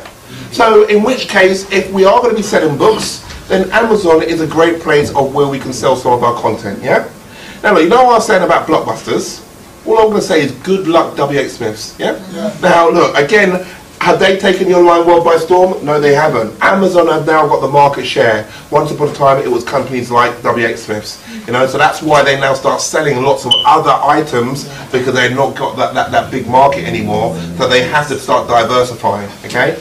Now look, what I can also do is this, you know, I've just created a product from the cameras in the room. I've just created a product, an information product where I'm selling my expertise on internet marketing. What's to stop me from also creating a paperback hardbook version of the same content? Now I have two ways of selling the same thing. So what I mean by that is some people want the visuals, yeah? However, some people don't want the visuals. Now I like to travel. When I go away, I always read a book. I really want the visuals. I always read a book. So in which case, if I've got the content in a written format as well, it just means I open up my market, and it also means that I can sell more of my product, because I'm opening up my market. Does that make sense? Yeah. Yeah? Now look, I'm not going to spend my time writing this book neither. I'm going to outsource it. Okay? So what I mean by that is there are people around the world that I can outsource this to like very cost effectively. I'm an internet marketer, so that means that I know where to go to get stuff done for cheap. If I was a mechanic, I might know where to go to get cheap tires, or something like that. If I was a builder, I might know where to go to get cheap bricks. Obviously, I now know where to go and get cheap services. So not only can I build websites myself, but I don't want to spend my time building websites. There's other more trained professional people out there that can do it maybe better than me. However, you might pay £500 to £1,000 for a website. That exact same website, I will get that built for £75. The exact same one. Okay? So for me to outsource the writing of this book will cost me around about $150. So for $150, it might take me 2 weeks to write this, if I'm writing it. So for $150, why would I be doing it myself? Make sense?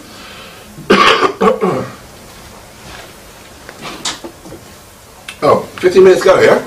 Okay, cool, thank you. Right, I've only got 15 minutes, right? I'm going to try and cram in a few things. Right. Now, in addition, so I've got two ways of selling my product. Now, what I can also do is create the Kindle version of the same thing. Okay? So now I have got 3 ways of selling the same products. Again, I open up my market. Not everybody likes paperback hard books. So I now open up my market, and and basically I can also market to people that like the digital version, the Kindle version. Now, other things like seminars. These are other things that you can sell online. Now, with a seminar, anytime you're doing a seminar, you don't even need to edit it. You can literally put the content online and sell it directly. Now, what I mean by that is you've got to be giving away value. Anytime you're ever doing a seminar or anything like that, record it, put it online, sell it. Don't even need to edit it. But you've got to be providing value. Don't think that just because you're standing up here and you're going to speak about a topic, you know, that people are just going to now buy from you. You've got to be thinking about your end user, okay? Always. We always lead with value. I'm never really leading with, oh, okay, how much money can I make? And the reason why, if I'm focusing on money, I'm focusing on the wrong thing. If I focus on value and giving people just good quality value, then, of course, the money will follow. And the reason why is because, well, people can see the value, they buy from me. That's when the money follows. So I focus on giving value rather than just thinking about how much money I can make. Then we've got things like physical products where you can buy and sell. I was doing this for quite some time. Buying from places like Alibaba.com. We heard of Alibaba? Yeah. Yeah, which is like the Chinese version of eBay. However, it's even cheaper than eBay. So I'm buying things from places like Alibaba. I'm buying like water filters, Brita water filters. I'm buying them in packs of 200, getting them sent across to me, okay? Then I'm selling them in packs of 6 on eBay. A pack of 6 to my door from Alibaba would cost me £8. I'm now selling it on eBay, £18, okay? So around about a £10 markup. Other things that I'm selling, things like hair extensions and hair weave, yeah? I'm buying that from Alibaba. To my door, it's costing me £7. I'm now selling it on eBay, £32, yeah? So the markup was really, really, really good. I was doing so well with this that my house actually started turning into a warehouse, you know? I've got my little girl like slipping over all these bits of hair saying, oh, sorry, Daddy, yeah? So what I'm saying is that these are just basically things of what you can do. But I know other people that make a killing, like really make a lot of money. But what they do is they just go down to car boot sales. They'll just go to warehouses. Anything of what they can get their hands on, if it's cheap, they will buy and sell it on eBay for a markup, for a profit. Okay, so again, it gives you some ideas of what you can do. Services, I'm an accountant, I'm a plumber, I'm a website developer, whatever that may well be. Making sure I've got a good presence online, again, is very important. Then we've got things like MP3s and audios. I've got one way of sending my product right here, the visuals, yeah, from the camera. I've got a second way of sending my product right here. I've got a third way. Oh, guess what? I've also now got a fourth way, the audio book version of the same content, okay? I've now got 4 ways of selling the same thing. I open up my market, I make more sales, okay? And then you've got things like courses. We are the leading internet marketing training company here in the UK. So that means we sell a lot of courses, okay? Anytime we run a course, we'll put a recording, just like what we're doing here in terms of filming it. And then we put it online and we sell the recordings for a discount. I might charge people a premium to get in the room because they can ask questions and have that one-to-one sort of tuition. However, I will then sell the online recordings at a discount, okay? And those online recordings, you know, they're things that I've done maybe 2-3 years ago that are still selling to this very week.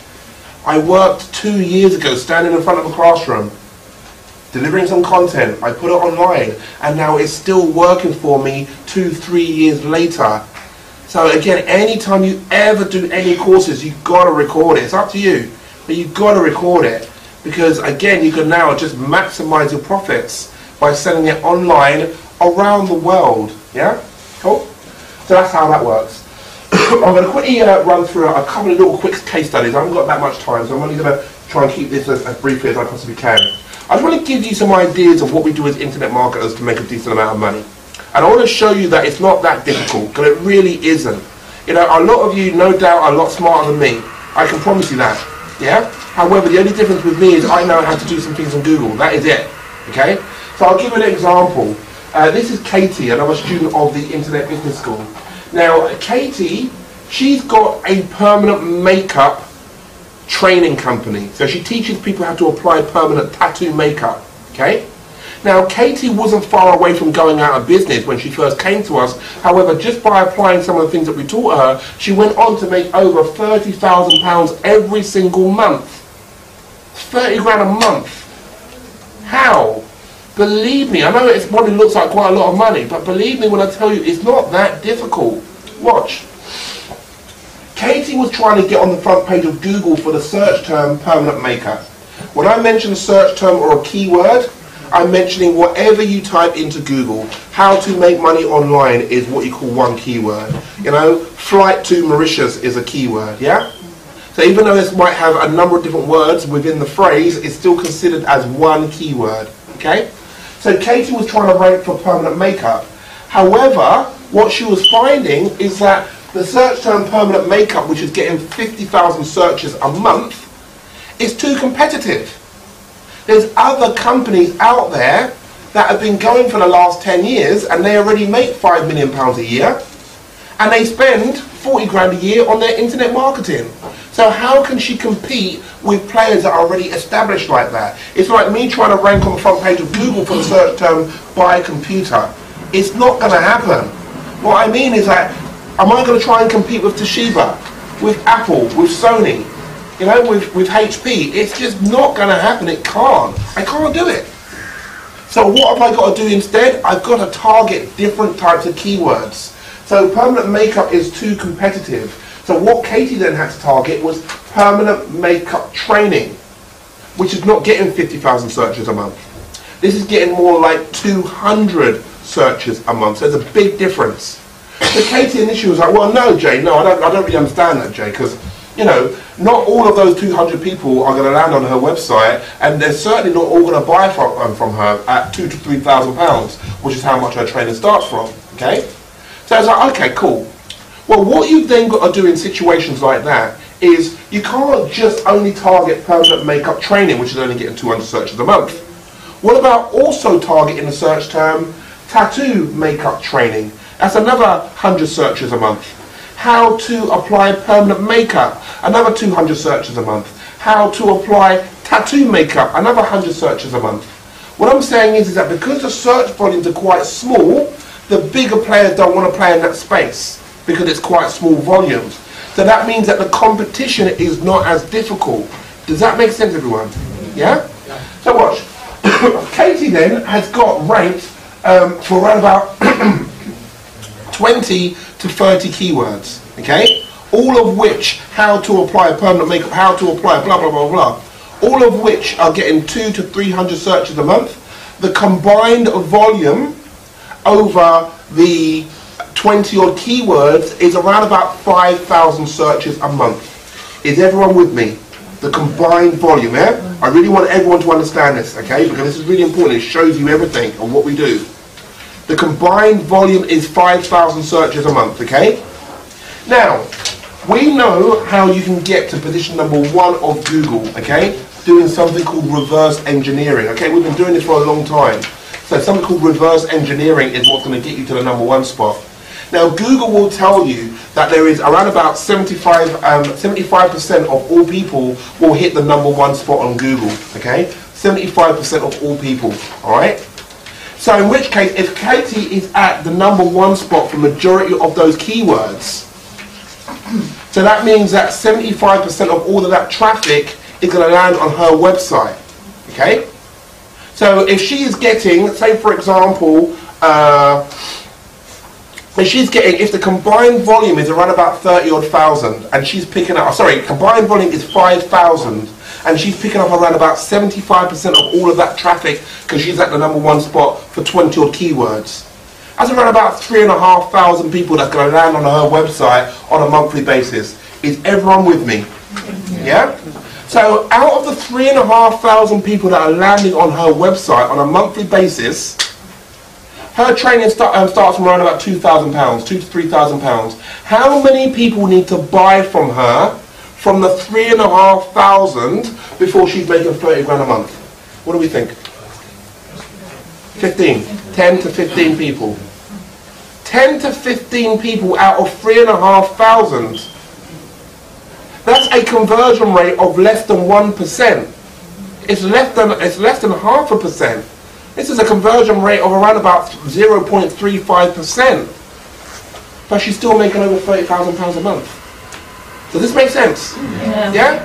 So this is it. This is the game we play. That is it.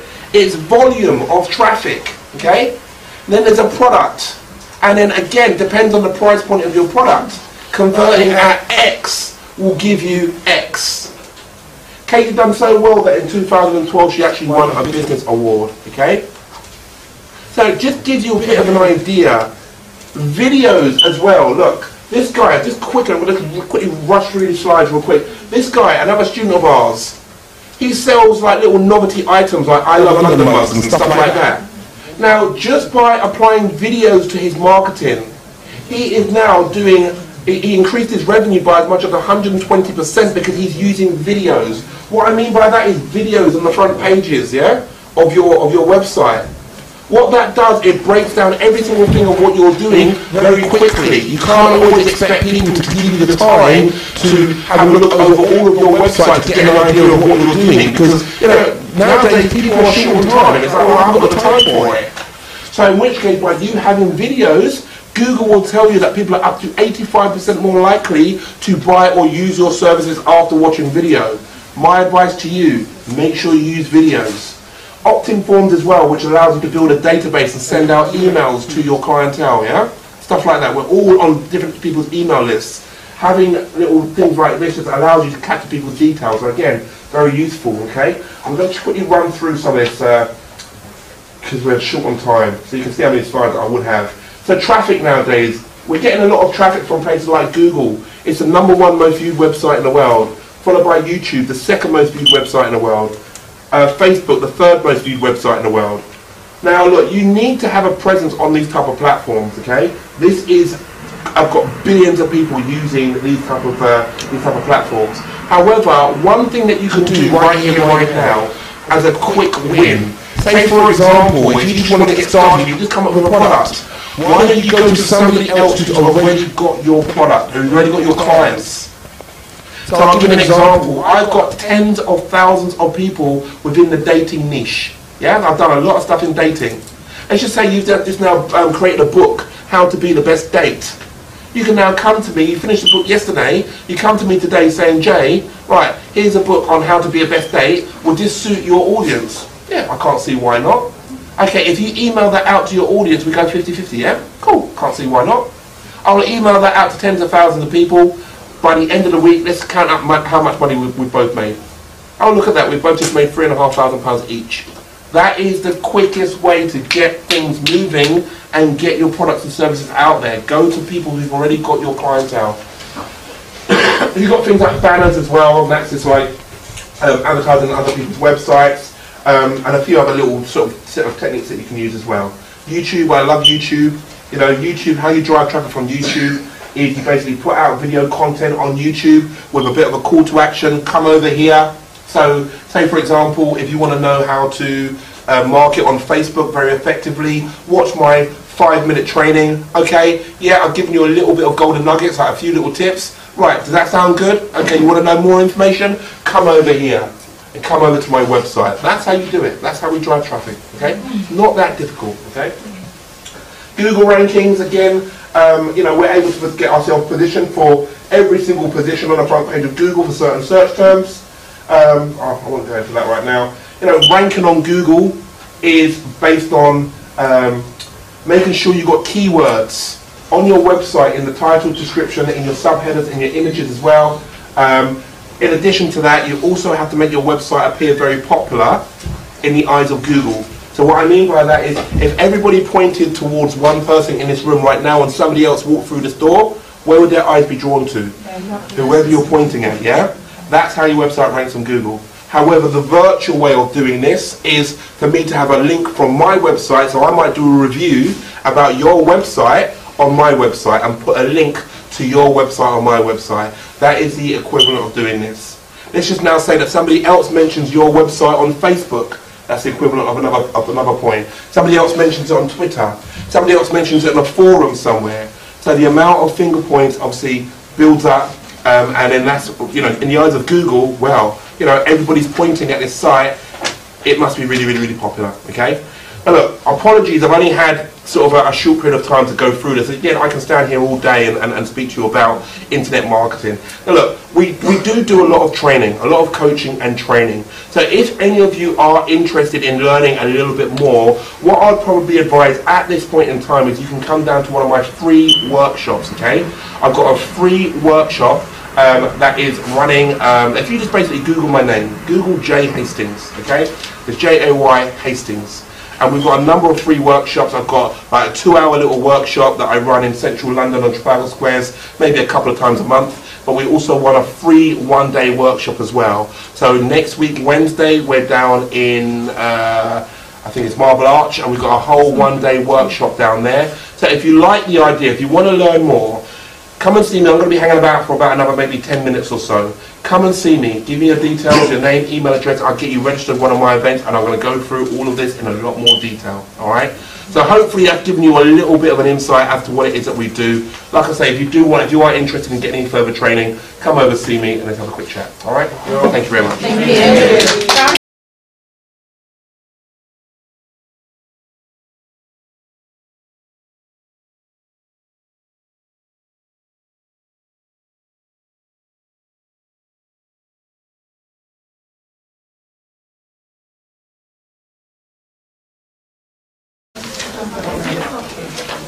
They want to write.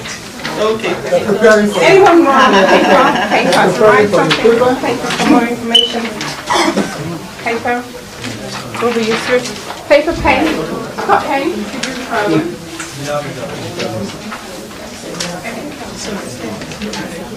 Okay, so I'm ready to kick off now. I sat there listening to Jay and I've been inspired. And my brother there came up and said, you know, he said a lot of things about internet marketing, etc. You may think it's not for you, but somebody else might need it. Similarly, I'm a business analyst. I've worked in the IT industry for 15 years. I've done a lot of other things, small businesses here and there. And what I would like to say to you today is, everything is all about you and what you want to make out of it. You know, you might stumble, you might not get it right the first time, but just keep trying. And I think the purpose of this session is to empower us. I'm still going through the journey. You know, whoever stopped learning, stopped living. So I always have to continuously evolve. So that's my background. I started off on the techie side of things. So I'm an SAP HR consultant, doing the back-end stuff, doing some sort of coding, etc. I've done a bit of internet web design. So why am I telling you all this? Sometimes the beginning doesn't mean what your end journey is going to be.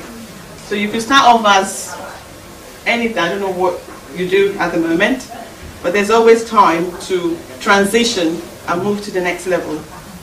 So my company is Crystal Options, and the topic is choosing a career as a business analyst.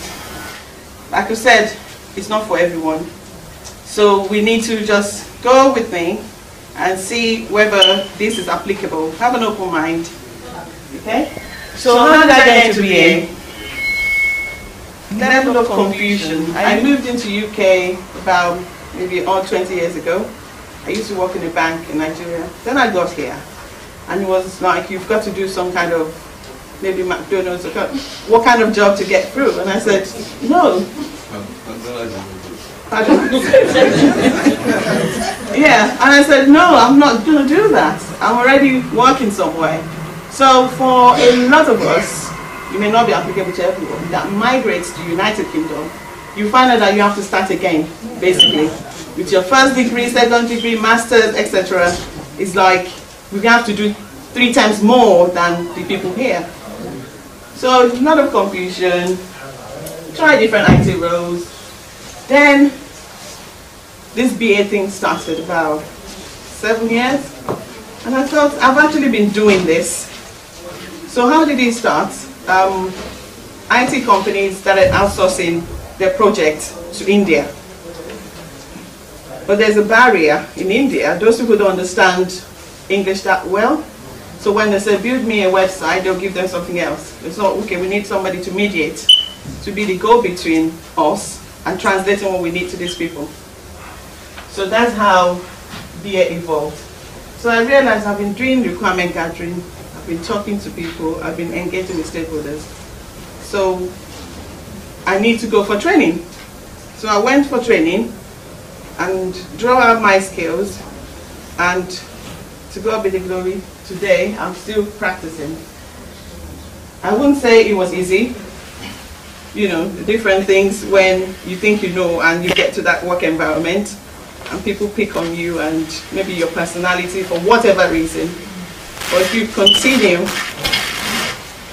sorry. Oh, okay. So the question is, who is BA for?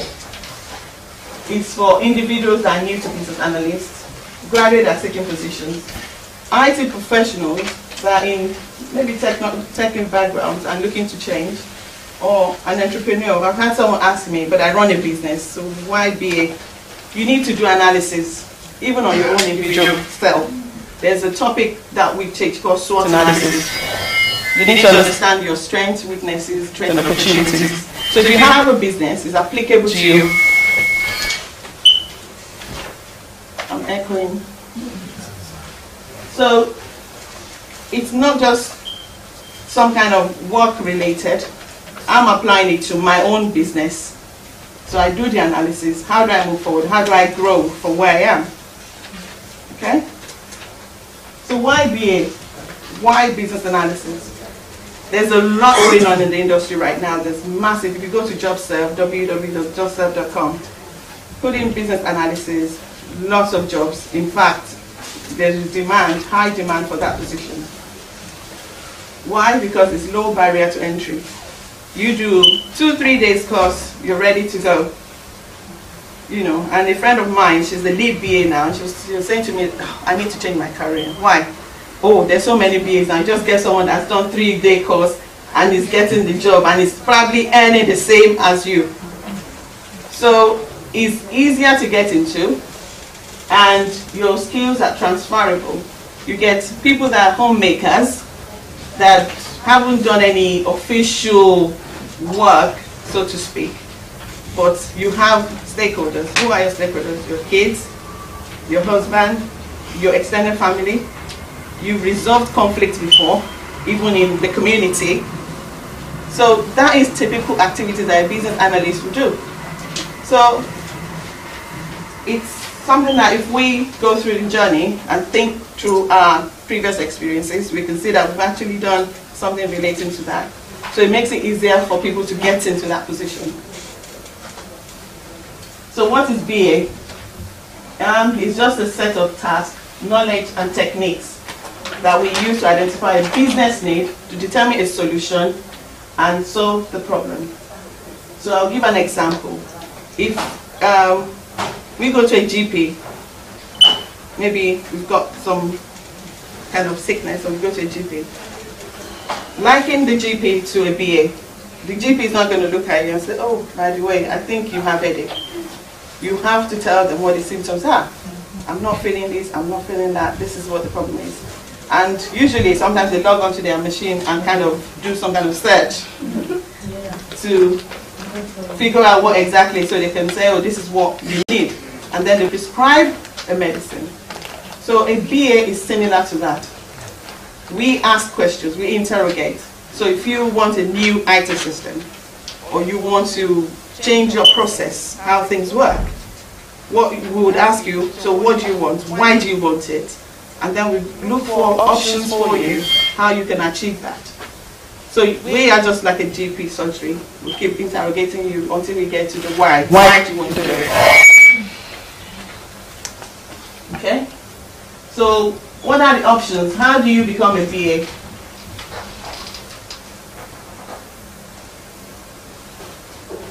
You can either go for training, go into, oh, I think there's a mix up there. You can go for training, you can go for seminars, you can get a mentor, a coach.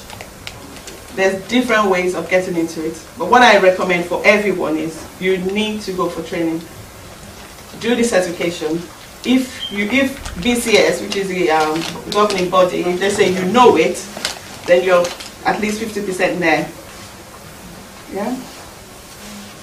So what are a typical business analysis task?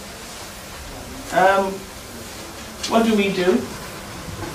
It's like, if you want to build a house, I'll just give you a scenario. So I've got a plot of land.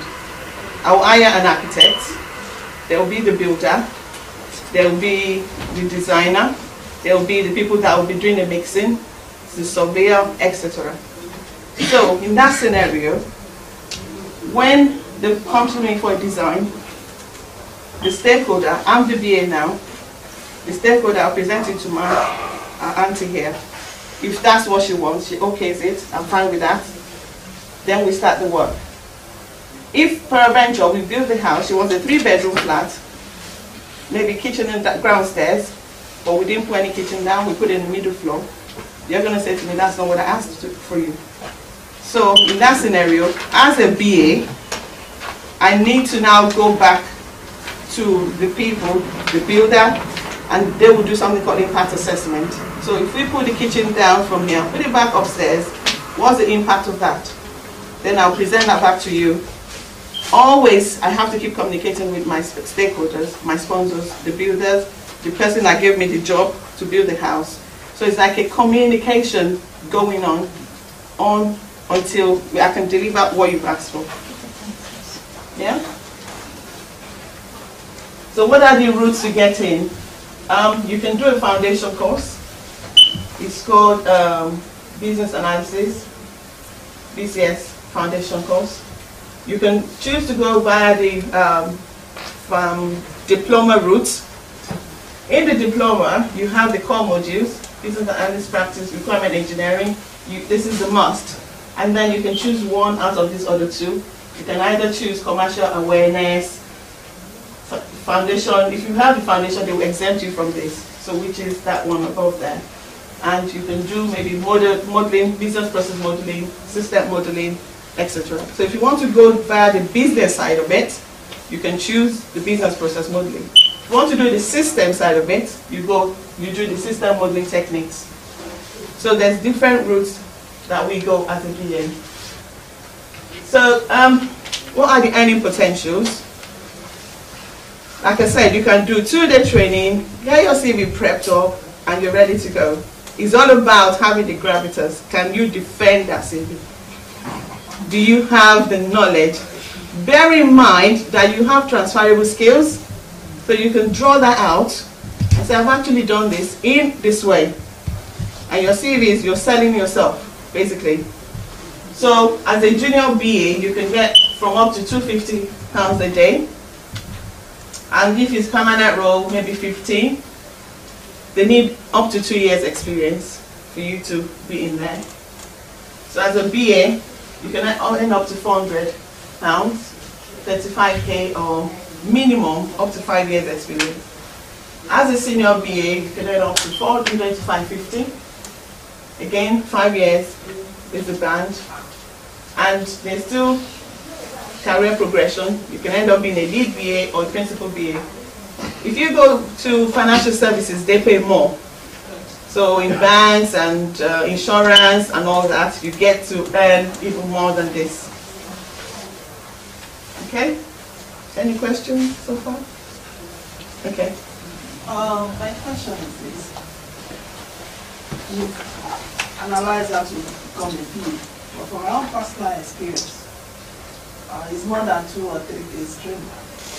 So I've done the training, I've done the foundation examination this year, and I've come for interviews. What I learned is they really want you to have done a particular project they are inviting you for. And that's a big problem. The interview I had was RBS. Okay. And they are talking about data mapping of a thing. They were asking me to explain how I actually did it, and I've never done data mapping. They said they wanted to do a sort of consolidation for their subsidiaries. Okay. The data from their subsidiaries. The question for you is, do you have data mapping on your CV? No, I don't have it. Okay, so if you they want me to have it, and you know, the experience starts one day. Something you've not done before. You understand? So data mapping is slightly different from business analysis? No, as a business analyst role, the project is, they want to gather their data from different sources, from subsidiaries for their consolidations. Yeah. So they want somebody, because, well, you know why they invited me for it? Because of my accountancy background. Because they want to implement one international accountancy. Okay. So when I got there, I told them they knew I knew about standard everything. They want me, they want somebody that have done that project before, and that's a big problem. Okay, so did you get the job spec? I got the job spec. Was data mapping part of it? Yes. So and I tried to explain my own what I've done for their own.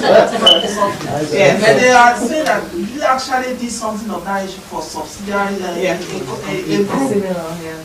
I can't be saying that because it's on my CV. Yes. So I explained to them that all they want is somebody that will come and they want somebody that will come before them. Yes, and just hit the ground running. So you although some people are lucky to get answers, if they don't know anything apart from this, Sorry, man. So that's a big challenge for whoever is going for this. There's someone contributing. Sorry, can I just say something about that? Sorry, I said earlier that I'm a strategic recruitment business. There is a reason for having reject space and listing the selection criteria. It's up to whoever is interested in that job to see whether they can deliver that job space and whether they meet the criteria. If you don't meet the criteria, that's itself select out. So it's not about being lucky or so. You know, you need to first of all demonstrate that you meet those criteria. Sorry. Yes.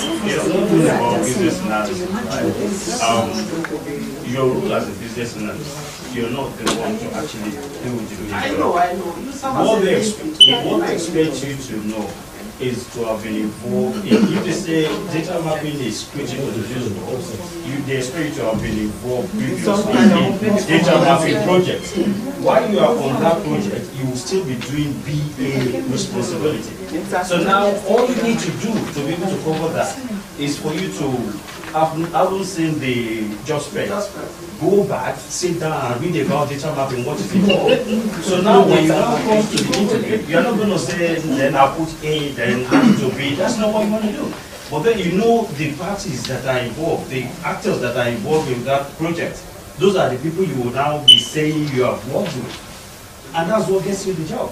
You're not the one to actually do the data mapping. No. But then you want to play a BA role, which must have work with people in that. In as much as they know what is required of that, you can defend that. Okay. Well, sorry, I think this is interesting.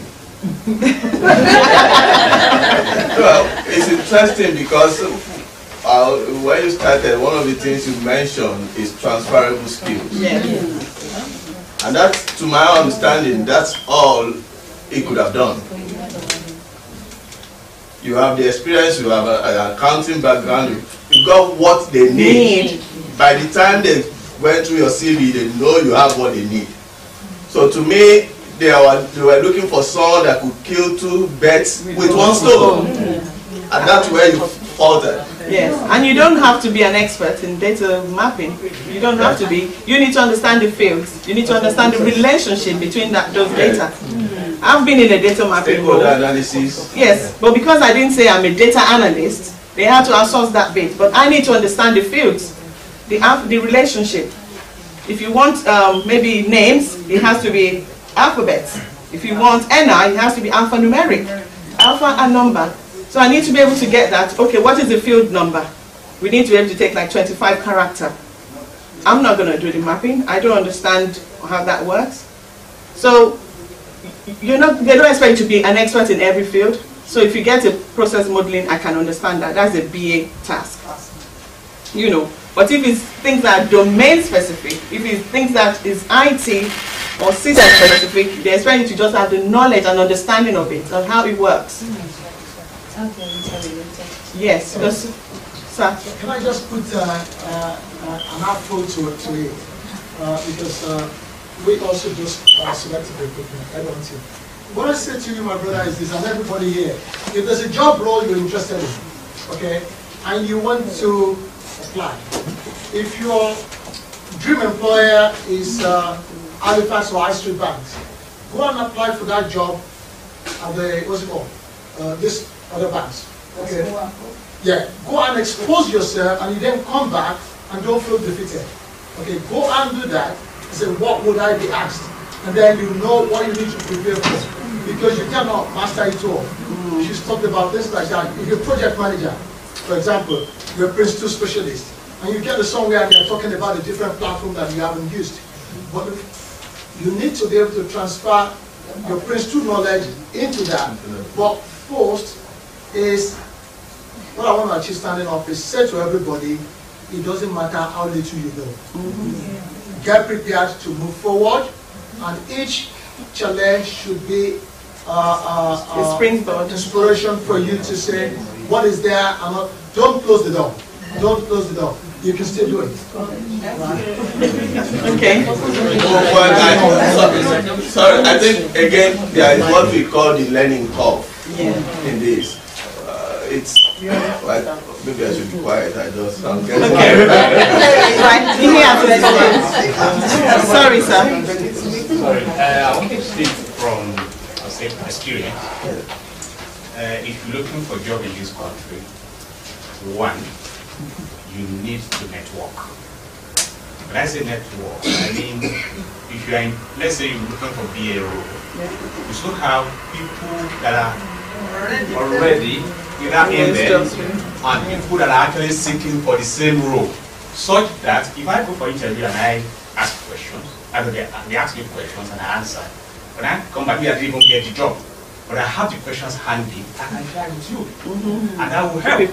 I'll give you a practical example now. I'm a KYC analyst. I changed careers and I will tell you, between me, you and God, I've mentored about 40 people into jobs. How did we do it? It's a networking at the arrangement. They will go for training somewhere. I'm a member of that training program. And after the training, we now attach candidates to some individual or who's already there to give you practical examples, giving interview training, when they ask you these questions. And unfortunately for us, at times, someone will say, oh, I have an interview with JP Morgan, for example, and then we have people that are there. They've done the interview, they are even in job there. Very easy. And we share those things and it works. And that's how it is. You don't do things solo. No. You kind of network, discuss with people, and then share experiences. But this environment, I'm very sorry to say this, we that we come from Africa. The plain truth about it is that they talk. That's the way it is in your set. No, you're absolutely spot on, sir. If you go to them and say, you don't get anything in this country. There's some kind of, I would say, diplomatic way of patching things that you need to put on the CV and prepare to defend it. Otherwise, you don't get it. And that's the truth. And that's exactly what we do in Crystal Options. Because understanding people from our background, we have this obstacle that we need to get over. You know, we've done different things that may not be related to. We need the finances, we need this financial freedom. So I'm going to do what I need to do to get there. I wasn't born a BA. I started one day, and I'll get in there. Someday will be tough, someday will be good. Like you said, always have a mentor. I'll ring him. I don't understand this thing, you know. And that's how, in a year or two, you can mentor somebody else. And that is what we need to do in our community. You know, these guys are doing it. They won't give you the opportunity if you tell them, oh, I only just did training yesterday. But you know what? We from this background, we're very intelligent, we're very smart. We grab things very quickly. They can take 3 years to learn it. We learn it in 2 days and we're ready to go. Because we bomb kangaroos and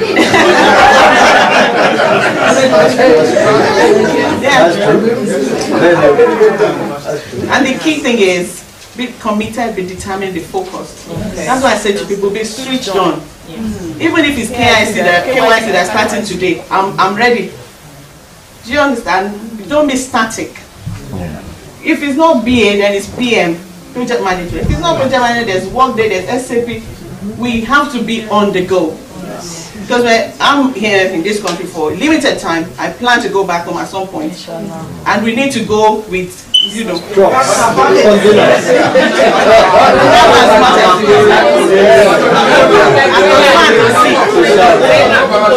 I mean, thank you very much. I think maybe people didn't get on time by the time I was reading this speech. I think that's the main part of the objective why we put this forum together. Really for networking, people to help one another. I think it's lacking in our community. And from what you just said, I mean, it's things that we're pointing out, flashing out. I mean, coming together, networking, and mentoring young people as well. That's part of what we need to focus on. Change our direction, and let's go out there together. We can do it. Yes, we can. Yes, we can. Yes. Sorry, a quick suggestion. I'm thinking maybe she should conclude her presentation. We have a long period of time for networking rather than jumping around like this.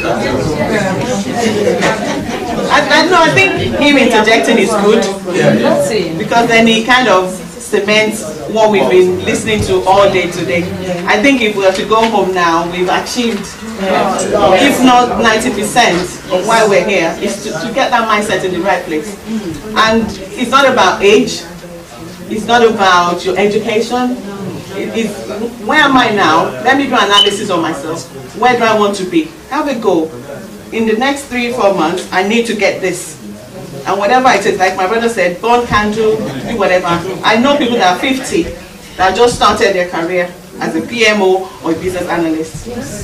But I know equally some people, that 50 is like, oh God, my life is finished. So it's down to you. What do you want to do? What do you want to achieve? Yeah?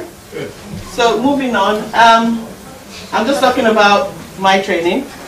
So we do business analysis, PMO, over 2 days. It's intense and it's pretty much hands-on. We follow up with CV prep, we do interview prep, and fingers crossed, people get jobs within a month or two. I've got one of the ladies that recommended me, Lara, I don't know if you know her. She's sister for me, sister. She came for the training and within a month she secured something. And we've had that recommendation. Again, it's what you people put into it. We do our bit, yeah, and we let God take charge of the rest. And it's entirely down to us how we want to push. So if you want to know more, please speak to me. So the training objective is a bit blurry, but it's pretty much what I've said. We give hands-on training, we give enough materials, we mentor, we support you. And I've got somebody there, you know. So typical topics that we cover will be, we do introduction, we do project life cycle, so you understand end to end of a project, because the BA can join a project at any point in time. You can be during the testing phase, it can be during the design phase. So it helps if you understand end to end at whatever point. Because I've had instances of people going in, they've done training, and they think I need to gather requirements. No, because they've done that. That phase has gone. We're doing something, they're deploying, so you need to understand what that is. Like for me now, today would have happened because we go live in my project, and I was supporting night. I was up until 3 a.m. this morning, and I thought, oh my God, I've already given my word. Barely had 5 hours sleep. Got on the road, Milton Keynes down here. It took me about 3 hours to get here. What am I trying to say? If we want to do something, it's amazing how we can actually do it. So if we're determined, we can turn it around, regardless. So we cover things like core competencies, what do you need, what skills you need to have, stakeholder management, requirement management, business model processing, agile. There's this thing called GDPR that's really hot cake right now. With general data protection regulation. Oh, it's falling off my head. So in a nutshell, we cover end to end. Okay? So what are the key skills required? People want to do what they like. You can have the best experience, expertise, your interpersonal skills, your knowledge you get in the role, what keeps you there is your interpersonal skills. How well do you relate with people? What is your attitude to work? Am I just going to clock in, clock out and do my 5 hours? Yeah, that's what you paid me for. Am I going to go extra mile? Because we had a lot of consultants getting jobs and being kicked off. Again, it's down to our mentality. When I get into a role, I throw myself in there. I could easily say, I didn't sign up for a night job. I've got a family, I've got this, I've got that. But no, because you need to understand that at that point in time, this is what this project needs. Yeah? And you would need some domain knowledge. For instance, if I'm in healthcare, NHS, carer, whatever it is, I can get a job, tailor my CV to that industry because I know it like the back of my hand. Okay? And then you need to understand the IT tools like your Microsoft suites, Word, Excel, PowerPoint, etc. And then the BA techniques. So after the training, I think I've covered this. What we do mentoring, we do remote session, and some people have been requesting for live projects. So we try to place people on live projects. That way you get a bit more exposure. So I also do something called Business and Career Network, which is my platform to empower people. So even if people are not in the field of what I'm doing, I can signpost you to different directions in terms of mentoring and support. Because I think, like my brother said, in our community, we really need to work together. You know, all the notion of if I know something, I keep it, doesn't really help. Somebody created the internet. If that person was African, nobody would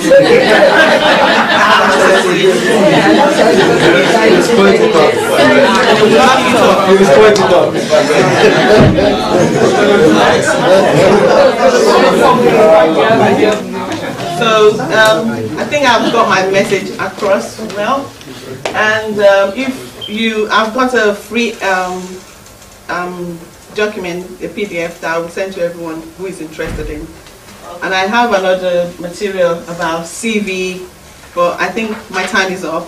I can send it by email to everyone. It's how to write your CV, a good CV, things that you need to know, your profile, your summary, you know, is what I use, and it will be helpful if anyone needs it. So you can follow us on Instagram, Facebook, Chris Productions. Miss, can you go to the previous slide? What's that goal sheet? So goal sheet is things I will send for free. I have a goal sheet that people can use to set their goals. So it's your what I say to people is we're getting towards the end of the year now. Let's start planning for 2018. You set your goals. First 3 months, what do I want to achieve? Okay, I need to change my career. So how do I do that? Start putting that thing in place. Register for a course, go for the training, read. We were talking about ebook, etc. Empower ourselves. You know, so it's always good. I recommend that people plan. I used to be there. I don't plan at all. I just go and put my head in and it works. But it doesn't always work that way. Imagine if we put 50% planning, the outcome will be different. Failure to plan is planning. Yeah, that's right. So, thank you. Thank you. Assalamu alaikum.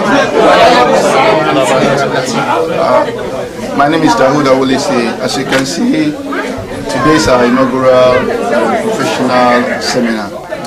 And I'm very sure you had a very good experience. Can I get to meet you? Yeah, my name is Sharif Ugnala. How about you, sir? My name is Abdulrazak Mohammed. Mashallah. Please, can you tell your experience about today's event?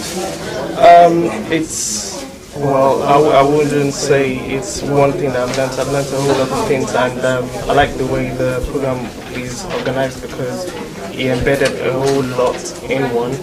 It has to do with from the human resource point of view to career and choosing a career. So even while we would say it taught us how to progress when it comes to our career development, it also taught about the human resource, which is like the path you have to take to get to where you want to get to. Thank you very much for that. Over to you, Brother Sharif. As the day has gone, what is the basic aspect of today's event that you feel most motivating? And if this kind of an event is organized, would you be more than happy to come along? Definitely, for the first question, I think the most important part of the experience to me is about changing your career. Like you are not fixed in one place. You can switch from one career to another. For example, I've been planning on changing my own career very soon, but I don't know how to do that. If not because of this program today, I wouldn't have known how to do that. But I will actually recommend this program next time if they want to. I will actually support it next time they want to. They're willing to organize it again. I will be willing to support it. Thank you for coming. Have a good evening. Thank you.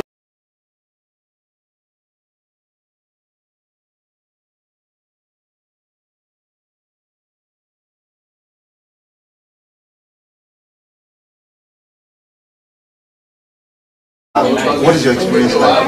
Alhamdulillah, I'm really happy to be one of the participants in this event.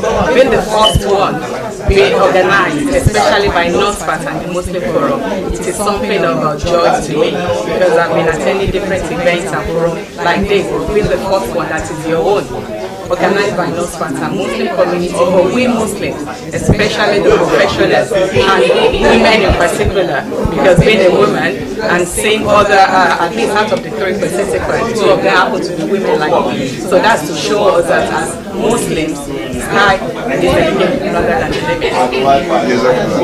As it is now, do you feel motivated to be here? And if this kind of an event is organized the next time, or would you recommend this kind of an event to someone else next time? Alhamdulillah, talking about motivation, I think it will be a sort of understatement. I'm really happy. This is nothing but value for money, because if I had to look at what is actually possible to be here, it would have been something that just for you to attend an event. So for being here and with what I've gained here, it is something like, if there is anything I could tell the organizers, they should please continue to organize something like this. This shouldn't be the first and the last. If it's not possible for them to be doing it on a quarterly basis, at least maybe twice a year for the Muslim community. Assalamu alaikum wa rahmatullahi wa barakatuh. My name is Can I get to meet you, sir? My name is Brother Sikulai Taiwaza. I'm the Zonal Secretary. Please, as you can see, today is a Nasfat Weekend and the inaugural professional seminar. How was your experience today so far? Basically, I have to give the credit to the organizer of this program. But it was a loud program, which I believe the zone has been looking towards.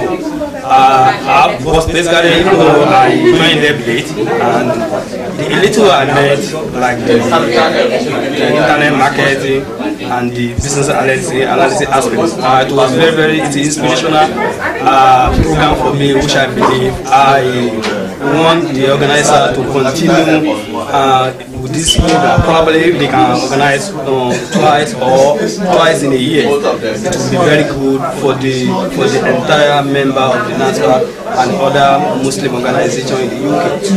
Aside that, I also encourage the organizer or the zonal secretary to also bring the youth on board. Because they are the leader of the tomorrow, because it will give them a platform where they can do a networking, expose them to what they can, how their futures look like, which I believe the sky is limit. Today on, I have to give kudos to them for the job well done. Thank you very much. Looking at the aspect of the speakers that we brought on board today, that spoke to us on different kind of topics, do you consider their topics to be well delivered, more informative, educative? Basically, they are well informative, and the 2 speakers I met, and at least they spoke well. Most of their talk are very educative. I also heard the organizer to look into entrepreneurship skill that will empower the member of the organization and the youth, so that they can be self-employed. But there are some entrepreneurial skills that they don't need more.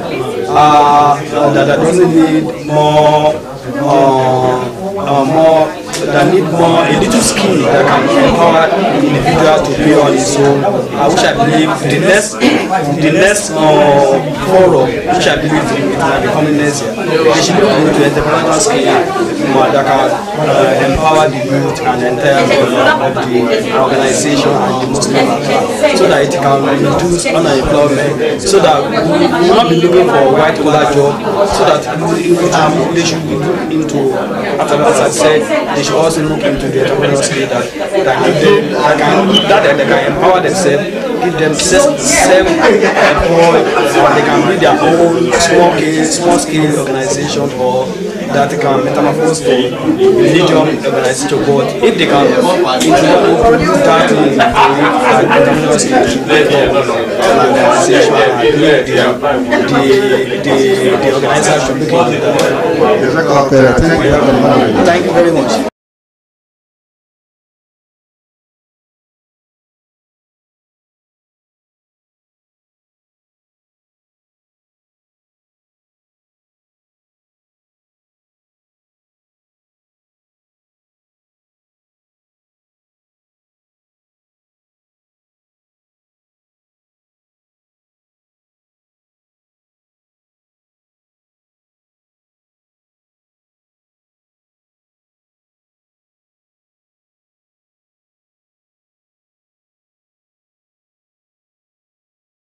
prepare for job search, prepare for searching for jobs, integrating education policy in that way. Because I think from my own experience, what I've seen today is just that I think there's a next level of understanding of positive values. So for those who have recently graduated and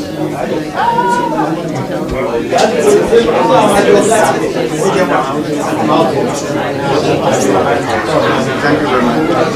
Looking at today's event as well, you being one of the first speakers and the first speaker, as a matter of fact, do you consider today's content to be very rich, informative, and educative enough? Absolutely, more than that, absolutely. It's inspirational, it's educative, and I'm sure because I was taking those in the other and the things that I have learned from them too. So it's very educational and inspirational. Thank you very much.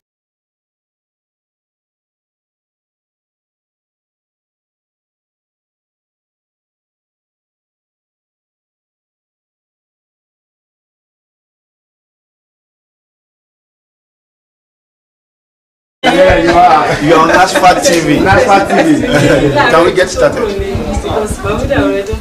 Okay.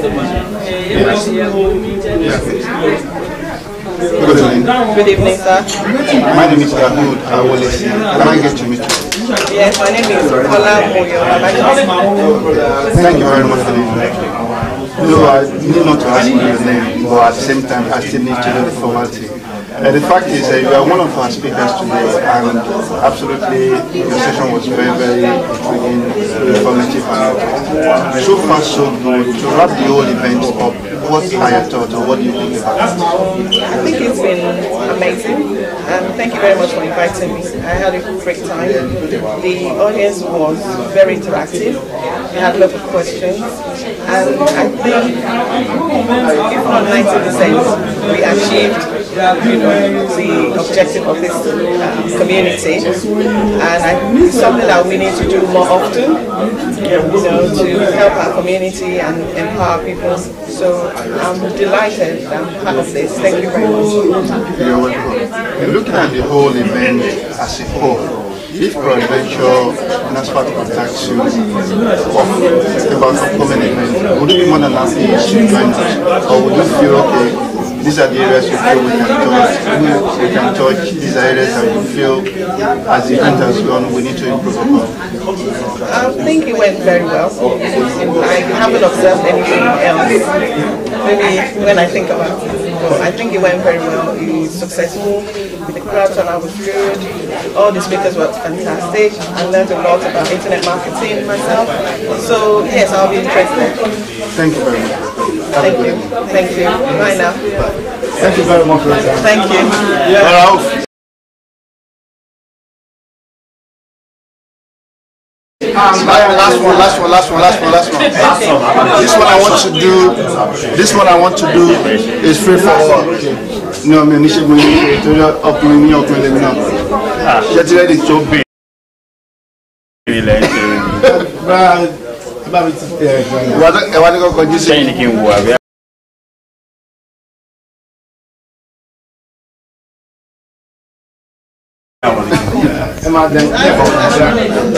Can we start? Assalamu alaikum, sir. Wa alaikum salam wa rahmatullahi wa barakatuh. My name is Dahoud. Can I get to meet you, sir? My name is Nasfat.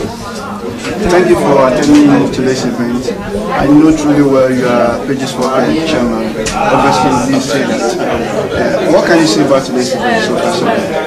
Well, like I've said from somebody asking me, we've gone on to compare with. And in a situation like that, a success is a success. Is anything but a success. Sorry, is everything. Is everything. Is a success. Which area do you feel we can improve upon as to the planning logistics of like today's event? To be sincere, like I said, there's nothing to really compare it with. It's the first time, and if the first attempt is this successful, I don't think it's just going to be you speaking or talking too much to be saying that this area to improvement, except that we need to reach out to people more, so that the only thing that I consider as a downside was the expected turnout compared to the actual turnout that we found. And it is what it is. It is our community. For any time we try to improve on that, we will be doing that again. That's why I think we should just improve on it. Because there are a lot of people that really need information that was shared here. Thank you very much. My pleasure.